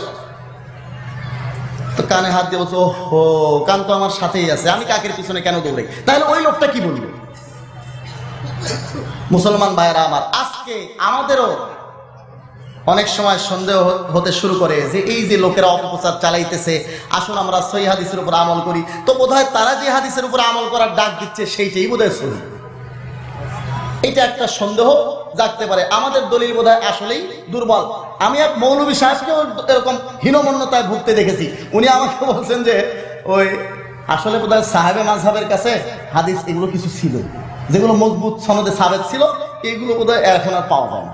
হানাফি মাযহাব এমনি ঠিক আছে, হয়তো আমাদের দলিলটা কি দলিল যেগুলো মজবুত ছিল এগুলো হয়তো সাহেবে মাযহাবের কাছে ছিল, আমাদের কাছে হয়তো সেগুলো নাই। মুসলমান ভাইয়েরা আমার, এই ধরনের হীনমন্যতায় আমরা অনেক সময় ভুগতে থাকি। তাদের এই অপপ্রচারে, তাদের এই সুন্দর সুন্দর চটকদার স্লোগান দেখে আমাদের সাধারণ মুসলমানরাও অনেক সময় হীনমন্যতাতে ভুগতে শুরু করে। বন্ধুরা আমার, এই জন্য আমি আপনাদেরকে এখন একটু হাতে কলমে দেখাইতে চাই যে তাদের এই স্লোগানটার অসারতা কতদূর, তাদের এই স্লোগানটার যে আদৌ কোনো বাস্তবতা নাই সেটা মুসলমানরা অনেকেই জানে না। তো এই বিষয়টা আমি ওলামায়ে কেরাম তো জানেনি, তালেবে ইলমরা জানেনি, অনেকেও হয়তো জানে না, এজন্য আমি একটু আপনাদেরকে দেখাই। তারা আসলে কয়েকটা মাসআলার মধ্যে আমাদের থেকে ব্যতিক্রম ধর্মে আমল করে, যেইগুলোকে ওনারা নাম দিয়েছেন সহিহ হাদিসের উপরে আমল। কয়েকটা মাসলাতে আমাদের থেকে একটু ব্যতিক্রম আমল করে। তার মধ্যে এক নম্বর হলো হাত বাঁধার সময় নারীদের মতো তারা বুকের উপরে হাত বাঁধে। দুই নম্বর আরেকটা ব্যতিক্রম ধর্মী কাজ করে, মুক্তাদিদেরকে বলে যে তোমরা ইমামের পিছনে আলহামদু সূরা পড়বা, না পড়লে নামাজ হবে না। তিন নম্বর আলহামদু সূরা শেষ হওয়ার আগেই চিল্লাচিল্লি করে আমিন বলা শুরু করে। চতুর্থ, রুকুতে যাওয়ার সময়, রুকুর থেকে ওঠার সময় ঘোড়ার লেজের মতো হাত উঠায়। এখন আরেকটা 5 নম্বর নামছে পার্থক্য, সেটা হলো পা ছড়াইয়া নামাজের মধ্যে 2.5-3 ফিট পা ছড়িয়ে নামাজে দাঁড়ায়। এই বিষয়গুলোতে তাদের কাছে কি পরিমাণ সহিহ দলিল আছে এটা আমি আপনাদেরকে একটু দেখাই। প্রথম মাসআলা, বুকের উপরে হাত বাঁধা। বুকের উপরে পুরুষদের হাত বাঁধার কোনো সহিহ হাদিস নাই। আমি আজ কয়েক বছর থেকে আমাদের এই ভাইদেরকে চ্যালেঞ্জ করে যাচ্ছি যে এমন একটা হাদিস আপনারা দেখান পুরুষদের জন্য বুকের উপরে হাত বাঁধার ব্যাপারে, যে হাদিসের সনদ সম্পূর্ণ শুদ্ধ, যে হাদিসের সনদের মধ্যে কোনো দুর্বলতা নাই, কোন রকম জোফ নাই, এই ধরনের একটা হাদিস বুকের উপরে হাত বাঁধার দেখাবেন। বুখারীর কথা বলেন, বুখারী শরীফের আদ্যপ্রান্ত কোথাও এই ধরনের হাদিস দেখাতে পারবেন না।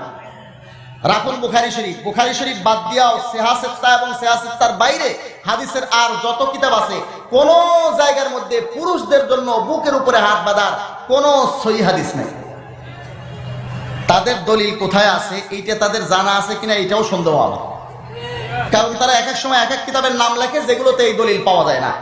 তো তাদের বুকের উপরে হাত বাঁধার যে হাদিসটা তারা পেশ করে থাকে, এই হাদিসটা আসলে উল্লেখ আছে সহিহ ইবনে খুজাইমা। সহিহ ইবনে খুজাইমার প্রথম খণ্ড 272 নম্বর পৃষ্ঠা 479 নম্বর হাদিসে, সেই কিতাব সহিহ ইবনে খুজাইমা এর 479 নম্বর হাদিসের মধ্যে আছে অবিহি ক্বালা আখবারানা আবু তাহির قال حدثنا ابو بكر قال حدثنا ابو موسى قال حدثنا مؤمل قال حدثنا سفيان بن عاصم بن كليب عن ابيه عن والد بن حجر قال صليت مع رسول الله صلى الله عليه وسلم ووضع يده اليمنى على يده اليسرى على صدره হযরত ওয়ালিদ ইবনে হুজর রাদিয়াল্লাহু তাআলা আনহু বলেন রাসূলুল্লাহ সাল্লাল্লাহু আলাইহি ওয়াসাল্লামের সঙ্গে আমি নামাজ পড়েছি, নবীজি নিজের ডান হাতকে বাম হাতের উপরে রেখেছেন বুকের উপর। তাহলে বুকের উপরে হাত বাঁধার হাদিস পাওয়া গেল কিনা? তো পাওয়া যাওয়ার পরে এখন আমি এই হাদিসটার একটু পোস্টমর্টেম রিপোর্ট আপনাদেরকে 1-1 মিনিটের মধ্যে দেখাচ্ছি। আমি বলেছি যে হাদিস কোনোটা দুর্বল হইতে পারে না, নবীজির সব হাদিস সহিহ। আল্লাহ তাআলা বলেন মা আতাকুমুর রাসূলু ফাখুযুহু ওয়া মা নাহাকুম আনহু ফান্তাহু। নবীজি যা আদেশ করেন সব মানো, যেগুলো নিষেধ করেন সেগুলো পরিহার করো। কাজেই নবীজির সব হাদিস সহিহ, এর মধ্যে সন্দেহ নাই। কিন্তু সনদের মধ্যে দুর্বলতার কারণে হাদিস দুর্বল হয়। সনদ যদি সবল হয় হাদিস সবল হয়, ঠিক না ব্যাটি? এই হাদিসের সনদের মধ্যে একজন ব্যক্তি আছেন মুআম্মাল। এই মুআম্মালের পূর্ণাঙ্গ নাম হলো মুআম্মাল বিন ইসমাইল। মুআম্মাল বিন ইসমাইল অত্যন্ত দুর্বল একজন বর্ণনাকারী। এটা যদি আমি ইবনে হাজার আসকালানী রাহমাতুল্লাহ আলাইহির হাওয়ালা দিই অথবা হাফেজ যাহাবীর হাওয়ালা দিই, আরো অন্যান্য মুহাদ্দিসিনে কেরামের হাওয়ালা দিই, ওনারা বলবেন তারা মাযহাবপন্থী। তো মাযহাবপন্থীরা তো আমাদের হাদিসের বর্ণনাকারীকে দুর্বল বলবেই। এজন্য তাদেরই লোকের কিতাব থেকে আমি দলিল দিচ্ছি। আমার হাতে যে লাল রঙের কিতাবটা দেখছেন, এটার নাম হলো সিলসিলাতুল আহাদিসিস যায়িফা ওয়াল মাওযুআ। সিলসিলাতুল আহাদিসিস যায়িফা ওয়াল মাওযুআ এই কিতাবটির লেখক শেখ নাসিরউদ্দিন আলবানী রাহিমাহুল্লাহ। শেখ নাসিরউদ্দিন আলবানী রাহিমাহুল্লাহ তার এই কিতাবটির প্রথম খণ্ডের 211 পৃষ্ঠায়, দ্বিতীয় খণ্ডের 293 পৃষ্ঠায়, তৃতীয় খণ্ডের 227 পৃষ্ঠায়, চতুর্থ খণ্ডের 455 নম্বর পৃষ্ঠার মধ্যে এই বুকের উপরে হাত বাঁধার বর্ণনাকারীকে কত দুর্বল বলছেন একটু শুনুন শেখ নাসিরউদ্দিন আলবানী রাহিমাহুল্লাহর ভাষায়। এটা হলো প্রথম খণ্ড 211 পৃষ্ঠায়। মুআম্মাল ইবনে ইসমাইল কাসিরুল খাতা, এই মুআম্মাল বিন ইসমাইল অত্যন্ত বেশি ভুল করত। দ্বিতীয় খণ্ড, এই দ্বিতীয় খণ্ডের মধ্যে 293 নম্বর পৃষ্ঠার মধ্যে কি বলেন নাসিরউদ্দিন আলবানী দেখুন। মুআম্মাল ইবনে ইসমাইল ফাইন্নাহু যায়িফুন লিসুই হিফজিহি ওয়া কাসরাতি খাতাইহি। মুআম্মাল বিন ইসমাইল তিনি দুর্বল, তার স্মরণ শক্তি খারাপ হওয়ার কারণে এবং বেশি ভুল করার কারণে।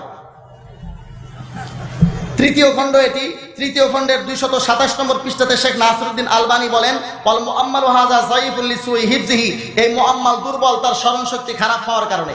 সিলসিলাতুল আহাদিসিস যায়িফা ওয়াল মাওযুআর চতুর্থ খণ্ড এটি, এই চতুর্থ খণ্ডের 455 নম্বর পৃষ্ঠার মধ্যে শেখ নাসিরউদ্দিন আলবানী রাহিমাহুল্লাহ মুআম্মাল বিন ইসমাইল সম্পর্কে বলেন ওয়া হাযা ইসনাদুন যায়িফুন ইল্লাতুহুল মুআম্মালু হাযা, এই সনদটি দুর্বল তার কারণ এই মুআম্মাল। তাহলে মুআম্মাল বিন ইসমাইল অত্যন্ত দুর্বল বর্ণনাকারী। বুকের উপরে হাত বাঁধার এই বর্ণনাটি এসেছে একজন অত্যন্ত অত্যন্ত অত্যন্ত দুর্বল বর্ণনাকারীর সনদে। তো এই ধরনের দুর্বল হাদিসের উপরে যারা আমল করেন তারা আবার দাবি করেন আমরা সহিহ হাদিসের উপরে আমল করি। বন্ধুরা, এখন মনে কৌতূহল জাগতে পারে যে তাহলে হানাফিরা যে নাভির নিচে হাত বাঁধে এর কোনো সহিহ হাদিস আছে কিনা? এর সম্পর্কে সম্পূর্ণ সহিহ হাদিস আছে, যে হাদিসের সনদের মধ্যে কোনো দুর্বলতা নাই। যে কিতাবটা আমার হাতে দেখছেন মুসান্নাফে ইবনে আবি শায়বা, ইমাম বুখারী রাহমাতুল্লাহ আলাইহির সুপ্রিয় ওস্তাদ আবু বকর ইবনে আবি শায়বার লেখা। ইমাম আবু বকর ইবনে আবি শায়বার ইন্তেকাল হলো 235 হিজরিতে, ইমামে বুখারী রাহমাতুল্লাহ আলাইহির ইন্তেকাল হলো 256 হিজরিতে। এই আবু বকর ইবনে আবি শায়বা ইমাম বুখারী, ইমাম মুসলিম সহ সিহাহত তার অনেক লেখকদের ওস্তাদ। তার এই কিতাবটার তৃতীয় খণ্ডের 320 নম্বর পৃষ্ঠার 3959 নম্বর হাদিসে 320 নম্বর পৃষ্ঠা 3959 নম্বর হাদিসে উল্লেখ আছে অবিহি ক্বালা হাদাসনা ওয়াকিউন আন মুসা ইবনে উমাইর আন আলকাত ইবনে ওয়াইল ইবনে হুজর আন আবিহি ক্বালা রাআইতু an-নাবিয়্য সাল্লাল্লাহু আলাইহি ওয়াসাল্লাম ওয়া ইয়ামিনাহু আলা শিমালি ফি সালাতি তাহতা সুররা। হযরত ওয়াইল ইবনে হুজর বলেন রাসূলুল্লাহ সাল্লাল্লাহু আলাইহি ওয়াসাল্লামকে আমি দেখেছি তিনি নিজের ডান হাতকে বাম হাতের উপরে রেখেছেন নামাজের মধ্যে নাভির নিচে, তাহতা সুররাতি নাভির নিচে। এই হাদিসের সনদের মধ্যে কোন একজন দুর্বল রাবী ও কিয়ামতের শোবে সাদেক পর্যন্ত বাইর করতে পারবেন না ওনারা। বন্ধুরা আমার আরেকটা কিতাব থেকে দেখাই। আমাদের অনেক ভাইয়ের এরকম একটা ইচ্ছা থাকে যে হুজুর এই হাদিসটা একটু বুখারী শরীফ থেকে দেখাইলে ভালো হয়। বুখারী ওনারা বলে, তো এজন্য অনেকের একটু তামান্না থেকে বুখারী থেকে দেখার। এজন্য বুখারী শরীফের মধ্যে যে বুকের উপরে হাত বাঁধার হাদিস নাই, বরং নাভির নিচে হাত বাঁধার হাদিস আছে, এইটা আমি আপনাদেরকে দেখাচ্ছি। বুখারী শরীফ প্রথম খণ্ড 159 পৃষ্ঠা, বুখারী জিলদে আউয়াল 159 নম্বর পৃষ্ঠা। এইখানে বুকের উপরে হাত বাঁধার হাদিস নাই, আছে নাভির নিচে হাত বাঁধার হাদিস। পৃষ্ঠা নম্বর 159। ওয়াজা আলী রাদিয়াল্লাহু আনহু কাফফাহু আলা রুসলিল আইসারি, হযরত আলী রাদিয়াল্লাহু তাআলা নিজের ডান হাতের তালু বাম কবজির উপরে রেখেছেন। নিজের ডান হাতের তালু বাম কবজির উপরে রেখে ছেড়ে দেন, দেখেন যায় কোথায়। বন্ধুরা আমার, এই হাদিসটা হযরত আলী রাদিয়াল্লাহু তাআলা থেকে এসেছে। হযরত আলী রাদিয়াল্লাহু তাআলা এই হাদিসটি আরেকটু ক্লিয়ার উল্লেখ আছে ইমাম বুখারী রাহমাতুল্লাহ আলাইহির আরেক উস্তাদ ইমাম আহমদ ইবনে হাম্বল রাহমাতুল্লাহ আলাইহির লেখা মুসনাদুল ইমাম আহমদ ইবনে হাম্বল শোয়েব আরনাউতের তাহকিকে এই কিতাবটা 52 খণ্ডে ছেপে এসেছে। তার দ্বিতীয় খণ্ডের 222 নম্বর পৃষ্ঠার 875 নম্বর হাদিসে উল্লেখ আছে। মুসনাদুল ইমাম আহমদ ইবনে হাম্বল, মুসনাদুল ইমাম আহমদ ইবনে হাম্বলের খণ্ড নম্বর 2 পৃষ্ঠা নম্বর 222 হাদিস নম্বর 875 আন আলী রাদিয়াল্লাহু আনহু ক্বালা ইন্না মিনাস সুন্নাতি ফিস সালাতি ওয়াজাল আকুফি আলা আকুফি তাহতা সুররা, নামাজের মধ্যে সুন্নাত হলো এক হাতের তালু আর এক হাতের তালুর পিঠের উপরে রাখা, নাভির নিচে। বন্ধুরা আমার, সিহাসাত্তার আরেকটা জায়গা থেকে দেখায় ইমামে তিরমিজি রাহমাতুল্লাহ আলাইহির ইন্তেকাল হলো 279 হিজরিতে। এটা হলো তিরমিজি শরীফ।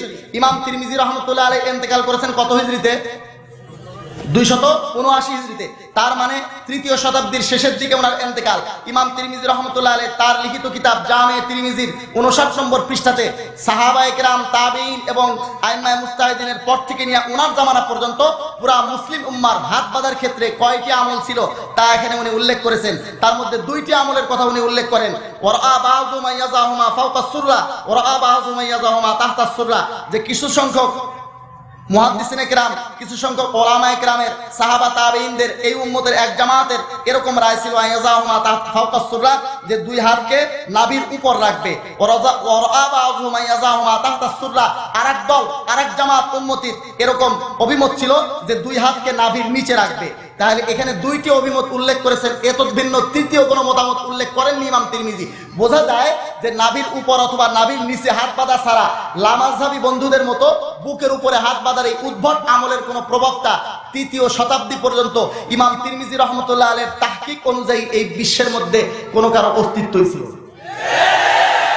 তাহলে নাভির নিচে হাত বাঁধবে অথবা নাভির উপর, এতটুকু কথা আছে, কিন্তু বুকের উপরে হাত বাঁধার কথা এই উম্মতের কারো ছিল বলিয়া ইমামে তিরমিজি রাহমাতুল্লাহ আলাইহি উল্লেখ করেন।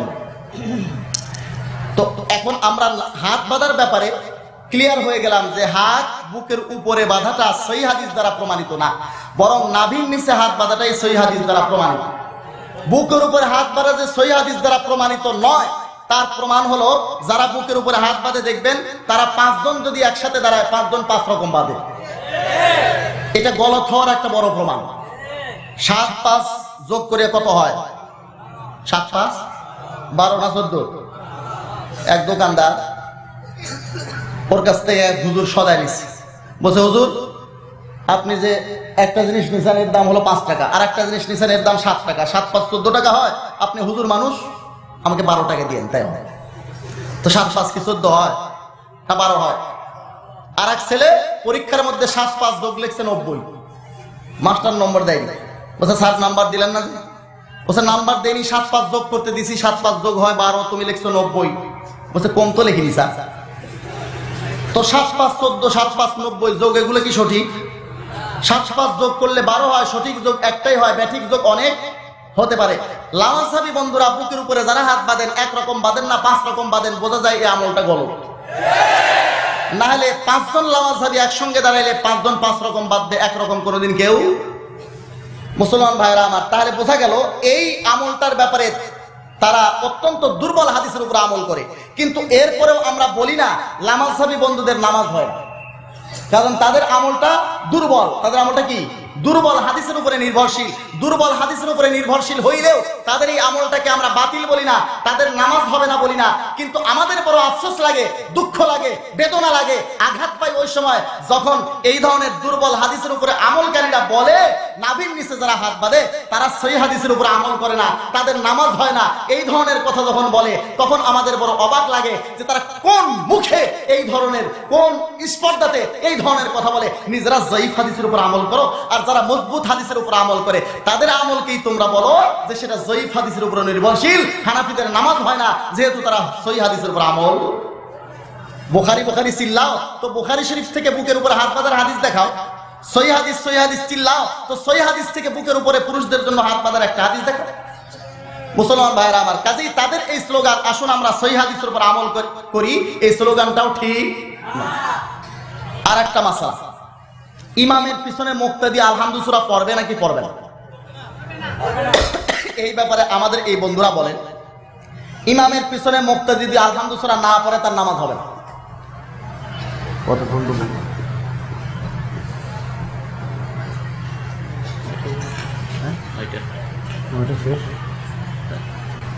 আমাদের এই সকল বন্ধুরা বলে যে ইমামের পিছনে মুক্তাদিরা যদি আলহামদু সূরা না পড়ে কি হবে না? নামাজ হবে না। এই ধরনের কথা বলে কিনা? যদি তা হয় তাহলে একটু বিরোধীদের বিরুদ্ধে কিছু বলে শেষ করি। আচ্ছা, সময় নাকি শেষের দিকে। আমি বলছিলাম যে অনেকগুলো ফেরকা আছে, তো একটা ফেরকার উপরে আমি আংশিক আলোচনা করলাম। ইচ্ছে ছিল আরো কয়েকটা মাসালা নিয়ে আলোচনা করার, কিন্তু তা তো সম্ভবত সময় হবে না। আরেকটা মাসলার উপরে আমল করি, আরেকটা মাসলার উপরে আলোচনা করি। আমাদের এই সকল বন্ধুরা বলেন যে ইমামের পেছনে মুক্তাদি যদি আলহামদু সূরা না পড়ে তার নামাজ হবে না। তো আমি আপনাদেরকে জিজ্ঞাসা করি, মুসলমানদের 1 নম্বর দলিল কি কোরআন না হাদিস? এবার মুসলমানদের 1 নম্বর দলিল কোরআন না হাদিস? আমাদের এই সব বন্ধুরা যেভাবে সুন্দর সুন্দর স্লোগান দেন সহিহ হাদিসের, বোঝা যায় যে তাদের কাছে হাদিসের গুরুত্ব বোধ হয় কোরআনের থেকেও বেশি। আমি আপনাদেরকে জিজ্ঞাসা করি, মুসলমানদের 1 নম্বর দলিল কি কোরআন না হাদিস? তাহলে প্রথমে আমি আপনাদেরকে এই ব্যাপারে কোরআন থেকে দেখাই যে আমার আল্লাহ কি বলেন, কোরআনের মধ্যে কি আছেন, ইমামের পিছনে মুক্তাদি আলহামদু সূরা পড়বে কিনা। সূরাতুল আরাফের 204 নম্বর আয়াতে আল্লাহ তাআলা ইরশাদ করেন, ওয়া ইযা কুরিআল কুরআনু ফাসতামিউ লাহু ওয়া আনসিতু লাআল্লাকুম তুরহামুন। ওয়া ইযা কুরিআল কুরআন, আর যখন কোরআন পড়া হয়, ফাসতামিউ লাহু ওয়া আনসিতু, তখন তোমরা মনোযোগ দিয়ে শ্রবণ করো এবং চুপ থাকো। মনোযোগ দিয়ে শ্রবণ করো এবং লাআল্লাকুম তুরহামুন, যাতে করে তোমাদের উপরে রহমত নাজিল হয়। মুসলমান ভাইরা আমার, আমি আপনাদেরকে জিজ্ঞাসা করি, আল্লাহ তাআলা কি বললেন? আমরা কি বুঝলাম? আল্লাহ তাআলা বললেন যে কোরআন যখন পড়া হয় তখন তোমরা মনোযোগ দিয়ে শোনো এবং চুপ থাকো। তো আমি আপনাদেরকে জিজ্ঞাসা করি, ইমাম সাহেব যখন আলহামদু সূরা পড়ে, তো আলহামদু সূরা এটি কি কোরআন পড়ে নাকি গজল পড়ে? আলহামদু সূরা কি কোরআন না কোরআনের বাইরে? তাহলে আলহামদু সূরা যদি কোরআন হয়, তাহলে আল্লাহ তাআলা বলছেন যখন কোরআন পড়া হয় তখন তোমরা মনোযোগ দিয়ে শ্রবণ করো এবং চুপ থাকো। তাহলে ইমাম যখন আলহামদু সূরা পড়ে তখন মুক্তাদি কিছু পড়বে না চুপ থাকবে? তাহলে আল্লাহ তাআলা বলছেন ইমামের পিছনে মুক্তাদি কোনো কিছু পড়বে না। বন্ধুরা আমার, এবারে আসুন, আমাদের লামাযহাবী বন্ধুরা বড় চতুরতার সাথে, বড় ধূর্ততার সাথে তারা কি করছে জানেন? তারা একটা কৌশল করছে। তারা যখন দেখলো যে আল্লাহ তাআলা নিজেই বলছেন কোরআন পড়া হইলে তাহলে আর কিছু করা যাবে না, কিছু পড়া যাবে না, চুপ থাকতে হবে, মনোযোগ দিয়ে শুনতে হবে, তাহলে ইমাম যখন আলহামদু সূরা পড়বে পেছনে মুক্তাদিরা কিছুই পড়বে না। তখন একটা কুটো কৌশল তারা করলো যে আলহামদু সূরাকেই কোরআন থেকে বাদ দিয়ে দিতে হবে। মাহিচ নাদারে মুগমে হিচ নাদারে দস্তারো নাদারে মুগমে পেচ নাদারে দস্তারো নাদারে মুগমে পেচ নাদারে। এক বন্ধু বলে পাগড়ি কিনছে, পাগড়ি কেনার পরে বাধা জানে না। আরেক বন্ধুকে জিজ্ঞাসা করছে যে ভাই পাগড়ি কিনছি বাঁধতে পারি না, কি করব? তো ওই বন্ধুও পাগড়ি বাধা জানে না, বলছে পাগড়ি তুমি কিনছো কেন? পাগড়িটা কাউকে দিয়ে দাও, পাগড়িও থাকবে না, বাধার ফিকিরও থাকবে না। আমাদের এই সকল বন্ধুরা তারা কি করে দেখুন, তার এই কিতাবে যে জাল হাদিসের কবরে রসুলের সালাত, এই বইটা লিখেছেন শেখ মুজাফফর বিন মহসিন। তার এই বইটিতে 241 নম্বর পৃষ্ঠাতে তিনি কি করেছেন দেখুন। উনি বলছেন এই সূরা ফাতিহা সম্পর্কে, সুতরাং সূরা ফাতিহা ও কোরআন পৃথক বিষয়। কিরাত বলতে সূরা ফাতিহা নয়, তার মানে আলহামদু সূরা কোরআন থেকে বাহিরে। আলহামদু সূরাটিকে আমাদের এই বন্ধু কোরআন থেকে কি করে দিলেন? বের করে দিলেন। এবার আমরা দেখি যারা নিজের খোঁড়া যুক্তিতে কোরআনকে আলহামদু সূরা থেকে কেটে বাদ দেয়, এই ব্যাপারে আল্লাহর নবীর সহিহ হাদিসের মধ্যে কি আছে? বুখারী শরীফ 2য় খণ্ড 642 নম্বর পৃষ্ঠা 4289 নম্বর হাদিস, কিতাবুত তাফসিরের সর্বপ্রথম হাদিস। এই হাদিসটির মধ্যে 642 নম্বর পৃষ্ঠা আর হাদিস নম্বর হলো 4289। হযরত আবু সাঈদ ইবনুল মুআল্লাকে রাসূলুল্লাহ সাল্লাল্লাহু আলাইহি ওয়াসাল্লাম বলেন, লা উআল্লিমান্নাকা সূরাতান হিয়া আযামু সূরাতিন মিনাল কুরআন, আমি তোমাকে একটা সূরা শিক্ষা দেব যেটা কোরআনের সবচেয়ে মহত্ব আর ফজিলতপূর্ণ সূরা, যেটা কোরআনের থেকে ক্বালা। এরপরে নবীজি বলেন আলহামদুলিল্লাহি রাব্বিল আলামিন হিয়াস সাবুল মাসানি ওয়াল কোরআনুল আযীম। আলহামদুলিল্লাহি রাব্বিল আলামিন এইটাই প্রসিদ্ধ 7 আয়াত যেটা নামাজের মধ্যে বারবার তেলাওয়াত করা হয়, ওয়াল কোরআনুল আযীম, এবং আলহামদুলিল্লাহি রাব্বিল আলামিন এইটাই কোরআনে আযীম। তাহলে আল্লাহ তাআলা আলহামদুলিল্লাহ আলহামদু সূরাকে কোরআন বলছেন, আর আমাদের এই বন্ধুরা বলে আলহামদু সূরা কোরআন। এবার আমি হাদিস থেকে দেখাই যে ইমামের পেছনে মুক্তাদি কিছু পড়বে না, বরং কেরাত পড়ার দায়িত্ব ইমামের। বুখারী শরীফ প্রথম খণ্ড 108 নম্বর পৃষ্ঠা 774 নম্বর হাদিসে আল্লাহর নবীর একটা আদেশ উল্লেখ আছে। 775 নম্বর হাদিসে আল্লাহর নবীর একটা ফতোয়া উল্লেখ আছে। প্রথমে আমি আল্লাহর নবীর আদেশটা আপনাদেরকে পড়ে শোনাই। আল্লাহর নবী ইরশাদ করেন, ইদা ক্বালাল ইমামু গায়রিল মাগদুবি আলাইহিম ওয়ালাদ-দাল্লিন ফাকুলু আমিন। ইমাম যখন গায়রিল মাগদুবি আলাইহিম ওয়ালাদ-দাল্লিন বলে, হে মুক্তাদিরা, তখন তোমরা আমিন বলিও। তাহলে আল্লাহর নবী গায়রিল মাগদুবি আলাইহিম ওয়ালাদ-দাল্লিন এই সূরা পড়াটা, এই সূরা, এই আয়াত যেই সূরার মধ্যে আছে সেই সূরা পড়ার দায়িত্ব দিচ্ছেন কাকে? ইমামকে। ইদা ক্বালাল ইমামু গায়রিল মাগদুবি আলাইহিম ওয়ালাদ-দাল্লিন ফাকুলু আমিন। আমাদের লামাজহাবী বন্ধুরা আল্লাহর নবীকে পরামর্শ দেন যে হে নবী, আপনার এই আদেশ যথার্থ না, আপনি শুধু ইমামকে দায়িত্ব দিয়েছেন আলহামদু সূরা পড়ার, মুক্তাদিকে আমিন বলার, বরং আপনার বলা উচিত ছিল তোমরা তখন নিজে নিজে গায়রিল মাগদুবি আলাইহিম ওয়ালাদ-দাল্লিন পড়বা, নিজ দল্লিনের পরে তোমরা আমিন বলবা। তাহলে আল্লাহর নবীর হাদিসের বিরোধিতা করিয়া বরং আল্লাহর নবীকে পরামর্শ দেন যে আপনার এই আদেশ যথার্থ না, আপনার বলা উচিত ছিল ইদা কুলতুম গায়রিল মাগদুবি আলাইহিম ওয়ালাদ-দাল্লিন ফাকুলু আমিন। বন্ধুরা আমার, এরপরে 775 নম্বর হাদিসের মধ্যে আল্লাহর নবীর একটা ফতোয়া উল্লেখ আছে। হযরতে আবু বকর রাদিয়াল্লাহু তাআলা আনহু বলেন যে তিনি রাসূলুল্লাহ সাল্লাল্লাহু আলাইহি ওয়াসাল্লামের কাছে পৌঁছলেন। ইনতাহা ইলা নবী সাল্লাল্লাহু আলাইহি ওয়াসাল্লাম ওয়া রাকিউন, যখন নবীজি রুকুতে তখন উনি পৌঁছলেন। বন্ধুরা আমার, এরপরে উনি নামাজ শেষ করছেন। আমি আপনাদেরকে জিজ্ঞাসা করি, উনি যখন নামাজে পৌঁছছেন তখন নবীজি কোথায় ছিলেন? রুকুতে। উনি কি আলহামদু সূরা পেয়েছেন? আলহামদু সূরা পড়েছেন? নামাজ শেষ করার পরে আল্লাহর নবী ফতোয়া দিয়েছেন তোমার নামাজ হয়ে গেছে। লামাজহাবী বন্ধুরা ফতোয়া দেয় ইমামের পিছনে মুক্তাদি আলহামদু সূরা না পড়লে তার নামাজ হয় না, আল্লাহর নবী ফতোয়া দিচ্ছেন তোমার নামাজ হয়ে গেছে। এরা হাদিসের স্পষ্ট বিরোধী ফতোয়া দেয়, তারপরেও বলতে হয় ওনারা আহলে হাদিস। বন্ধুরা আমার, এবারে আমি মুসলিম শরীফ প্রথম খণ্ড 174 পৃষ্ঠা, মুসলিম শরীফ প্রথম খণ্ড 215 পৃষ্ঠা, নাসাই শরীফ প্রথম খণ্ড 146 পৃষ্ঠা সহ আর অনেক কিতাবের হাওলা আছে। উদাহরণস্বরূপ একটা আপনাদেরকে দিই। মুসলিম শরীফ প্রথম খণ্ড 174 নম্বর পৃষ্ঠার মধ্যে হযরত আবু হুরায়রার হাদিস আছে। আবু হুরায়রা রাদিয়াল্লাহু তাআলা বলেন, রাসূলুল্লাহ সাল্লাল্লাহু আলাইহি ওয়াসাল্লাম ইরশাদ করেন, ইমামকে এই জন্য নির্ধারণ করা হয়েছে যে তার অনুসরণ করা হবে। ওয়াইদা ক্বারা ফানসিতু, অতএব ইমাম যখন কিরাত পড়ে তখন তোমরা চুপ থাকবে। মুসলমান ভাইরা আমার, আরো অনেক কিতাবের মধ্যে এই হাদিস আছে যেগুলোর দ্বারা বোঝা যায় ইমামের পিছনে মুক্তাদি কিছু পড়বে না, কিন্তু সময় আমার শেষের দিকে, এজন্য আমি সংক্ষেপে আলোচনা শেষ করতেছি। বন্ধুরা, আমাদের লামাজহাবী বন্ধুরা একটা হাদিস দেখায় মানুষকে ধোঁকা দেয় আর বলে আপনাদের নামাজ হচ্ছে না। বুখারী শরীফ প্রথম খণ্ডের 104 নম্বর পৃষ্ঠা 747 নম্বর হাদিস। এই হাদিসের মধ্যে উল্লেখ আছে 747 নম্বর হাদিস, 104 নম্বর পৃষ্ঠা, বুখারী শরীফ প্রথম খণ্ড।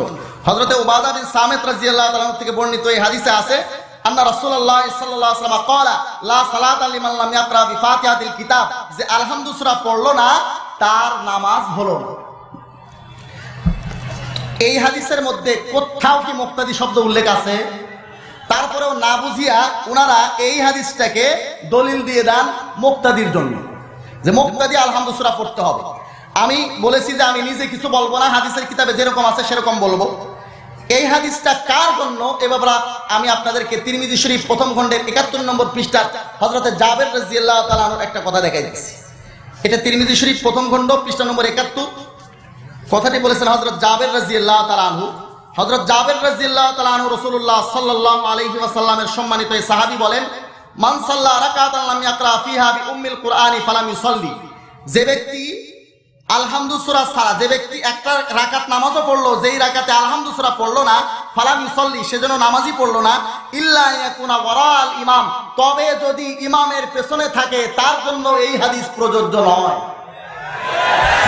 আর লামাজহাবী বন্ধুরা বলে এই হাদিস তার জন্য প্রযোজ্য হয়। তাহলে তাদের কথা কি হাদিসের কিতাবের সাথে মিল আছে? মুসলমান ভাইরা আমার, আসলে ব্যাপারটা কিরকম, আলহামদুলিল্লাহ সূরা ছাড়া নামাজ হয় না, এই বিষয়টা এরকম যেরকম ড্রাইভিং ছাড়া গাড়ি চলে না। ড্রাইভিং ছাড়া গাড়ি চলবে?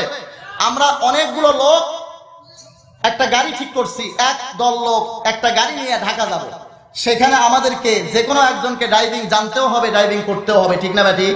না হলে আমরা ঢাকা যেতে পারবো না। তার মানে কি এই যে ড্রাইভারও ড্রাইভিং করবে, প্যাসেঞ্জাররাও ড্রাইভিং করবে? প্যাসেঞ্জাররা যদি ড্রাইভিং না করে তাহলে তো তারা ঢাকা যেতে পারবেন না, যেহেতু ড্রাইভিং ছাড়া গাড়ি চলবে না। প্যাসেঞ্জাররা যদি ড্রাইভিং না করে তারা ঢাকা যাবে? যাবে নাকি? যাবে। কেমনে? কারণ ওই ড্রাইভারে যে ড্রাইভিং করছে এটা প্যাসেঞ্জারেরও ড্রাইভিং হয়ে গেছে।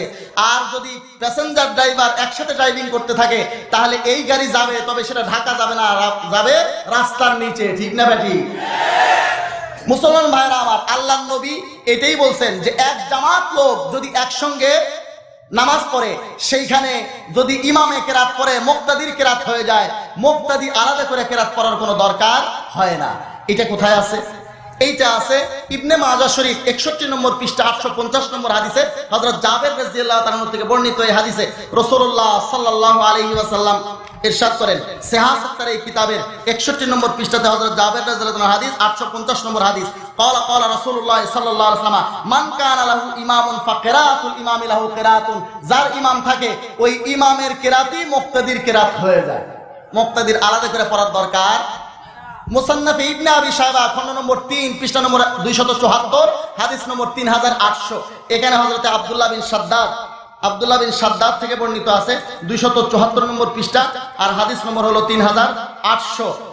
আর আব্দুল্লাহ ইবনে শাদ্দাদি ক্বালা রাসূলুল্লাহ সাল্লাল্লাহু আলাইহি ওয়াসাল্লাম মান কানা লাহু ইমামুন ফাকিরাতুহু লাহু কিরাতুন, যার ইমাম থাকে ইমামের কিরাতি মুক্তাদির কিরাত হয়ে যায়। বন্ধুরা আমার, আরেকটা বিষয়, যদি কেউ একা নামাজ পড়ে, একা একা আমি নামাজ পড়তেছি, এটা কিরকম? একা একটা গাড়ি নিয়েছি, আমি একা, গাড়ি একা, তাহলে আমাকে ড্রাইভিং জানতেও হবে, করতে হবে, ঠিক না ব্যাটি? এই কথাটা আবু দাউদ শরীফ প্রথম খণ্ড 119 নম্বর পৃষ্ঠাতে আছে যে এই হাদিসটা হলো কার জন্য? যারা ফাতিহা ছাড়া নামাজ হবে না। এই যে কথাটা আছে, এই কথাটা 822 নম্বর হাদিসে আছে, লা সালাতা লিমান লাম ইয়াকরা বিফাতিহাতিল কিতাবি ফাসাইদান ক্বালা সুফিয়ান লিমান ইউসাল্লি ওয়াহদাহু, এটা তার জন্য যে একা একা নামাজ পড়ে।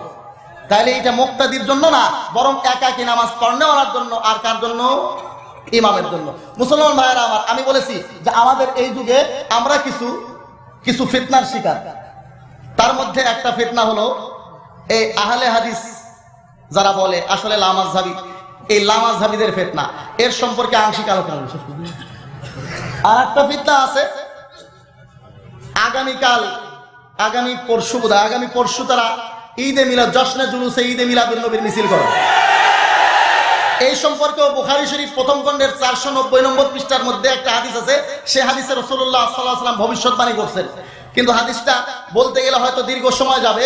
রাসূলুল্লাহ সাল্লাল্লাহু আলাইহি ওয়াসাল্লাম মতন পড়তেছি, লা তুত্রুনি কামা আতরাতিন নাসারা ঈসা ইবনে মারইয়াম, হে আমার উম্মতিরা, আমার ব্যাপারে তোমরা সীমা লঙ্ঘন করো না, যেরকম নাকি ঈসা আলাইহিস সালামের ব্যাপারে খ্রিস্টানরা সীমা লঙ্ঘন করেছে। রাসূলুল্লাহ সাল্লাল্লাহু আলাইহি ওয়াসাল্লামের ব্যাপারে এরকম সীমা লঙ্ঘন হবে, নবী আলাইহিস সালাম সেই ব্যাপারে আশঙ্কা প্রকাশ করেছেন। এই জন্য ইহুদি নাসারাদের ব্যাপারে সতর্ক করার পরেও রাসূলুল্লাহ সাল্লাল্লাহু আলাইহি ওয়াসাল্লাম ইন্তেকালের পূর্ব মুহূর্তে যে ওসিয়ত করছেন, সেখানে এই ওসিয়তের মধ্যে দুইটা কথা বলছেন, আসসালাতু ওয়া মা মালাকাত আইমানুকুম, আসসালাতু ওয়া মা মালাকাত আইমানুকুম, কিন্তু তার সাথে সাথে বলছেন আখরিজুল ইয়াহুদা ওয়ান নাসারা মিন জাজিরাতিল আরব, ইহুদি নাসারাদেরকে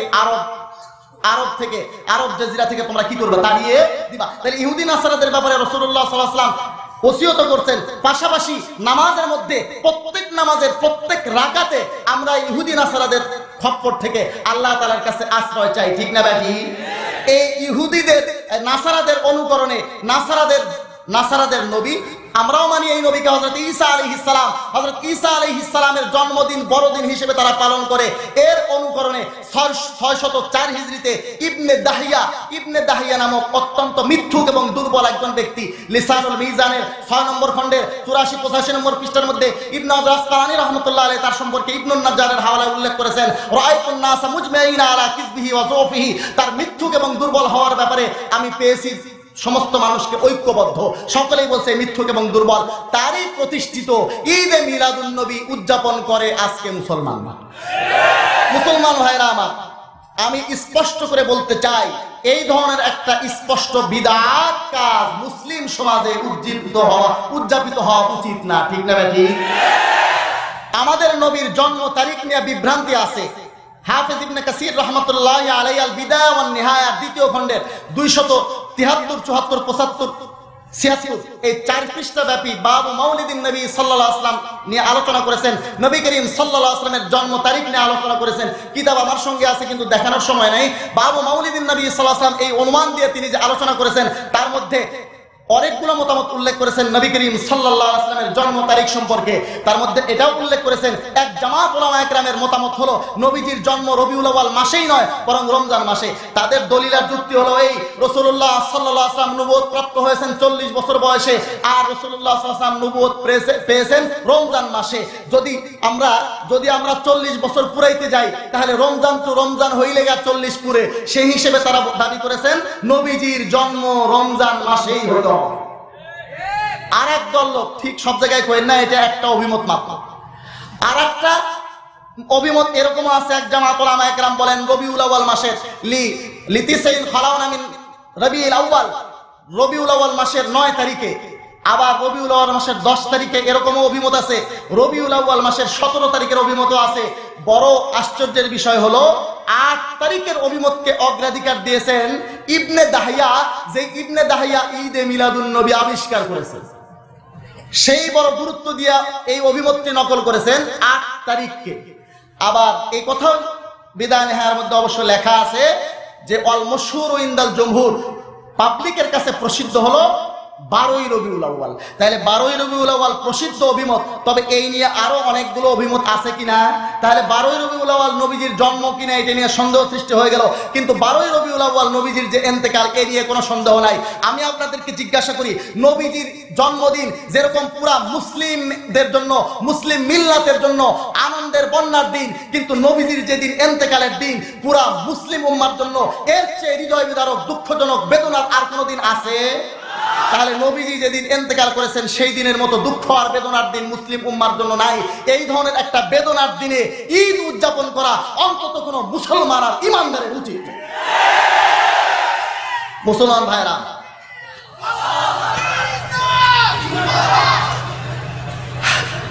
ইসলামী শরিয়া মন গড়া পালিত হয় না।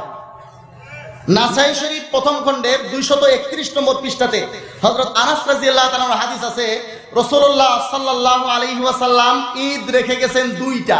কয়টা? ঈদুল আযহা ওয়া ঈদুল ফিতর। এইটা হলো নাসাই শরীফ তার প্রথম খণ্ড 231 পৃষ্ঠা। قد أبدلكم الله بهما خيرا منهما يوم الفطر ويوم الأضحى। ঈদুল ফিতর ঈদুল আযহা কয় দিন? 2টাই।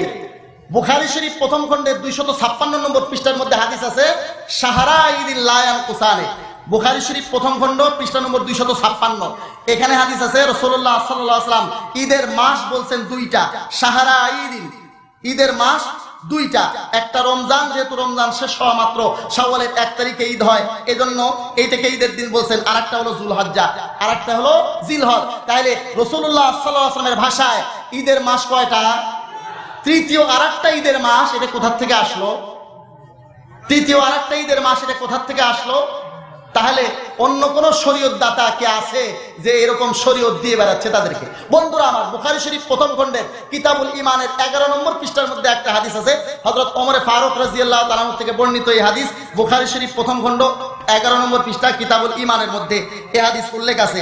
হযরত ওমর ইবনুল খাত্তাব রাদিয়াল্লাহু তাআলা থেকে বর্ণিত, তিনি বলেন যে একটা ইহুদি পণ্ডিত এসে হযরত ওমর ফারুক রাদিয়াল্লাহু তাআলাকে বললেন যে ইয়া আমিরাল মুমিনিন আয়াতুন ফি কিতাবিকুম, যে আমিরুল মুমিনিন আপনাদের এই কিতাব কোরআনের মধ্যে একটা আয়াত আছে, এই আয়াত যদি আমাদের ইহুদিদের উপরে নাযিল হতো তাহলে এই আয়াতের মর্যাদা এত বেশি, আমরা ইহুদিরা সেই আয়াত অবতীর্ণ হওয়ার দিনকে ঈদের দিন বানাইতাম।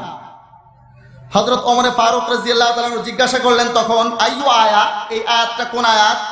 তখন ওই ইহুদি পণ্ডিত তিলাওয়াত করলেন, আল-ইয়াওমা আকমালতু লাকুম দীনাকুম ওয়া আতমামতু আলাইকুম নি'মাতি ওয়া রাদিতু লাকুমুল ইসলাম দীনা। এই আয়াতটা হলো সেই আয়াত। এই আয়াতের এত ফজিলত এত মর্তবা যে এই আয়াত যেদিন অবতীর্ণ হয়েছে, আমাদের ইহুদিদের উপরে এই ধরনের আয়াত অবতীর্ণ হলে, এই আয়াত যেদিন অবতীর্ণ হয়েছে সেই আয়াত অবতীর্ণ হওয়ার দিনটাকে আমরা ঈদের দিন হিসেবে উদযাপন করতাম। হযরত ওমর ফারুক রাদিয়াল্লাহু তাআলা আনহু বললেন, ও ইহুদি পণ্ডিত, এই আয়াতের কথা বলছো, এই আয়াত কোন দিন কি অবস্থায় কোন জায়গায় অবতীর্ণ হয়েছে সব আমাদের জানা আছে, তবে আমরা এটাকে ঈদের দিন বানাবো না, কারণ মুসলমানরা মন গড়া কোনো ঈদ উদযাপন করে না। আল্লাহ তাআলা শরীয়ত আমাদেরকে যেভাবে দিয়েছেন, আল্লাহ নবী শরীয়তের রূপরেখা যেটা নির্ধারণ করে দিয়েছেন, এর গণ্ডির বাইরে মুসলমানরা মন গড়া কোনো দিনকে, যতই ফজিলতের দিন হোক, সেই দিনকে ঈদের দিন হিসেবে উদযাপন করতে পারে না। তাহলে হযরত ওমর ফারুক রাদিয়াল্লাহু তাআলা আনহু অন্য কোন ঈদ উদযাপন করাটাকে যেরকম নাকি প্রত্যাখ্যান করেছেন, এখন নতুন করে আরেকটা ঈদ যেটা উদযাপন হচ্ছে, এটা কোন শরীয়তের? এটা তো কোরআনের না, এটা তো হাদিসের না, এটা তো ইসলামের না। তাহলে এই ঈদটা কোথা থেকে আসছে? আমি আপনাদেরকে ইঙ্গিত করেছি, খ্রিস্টানদের থেকে এসেছে।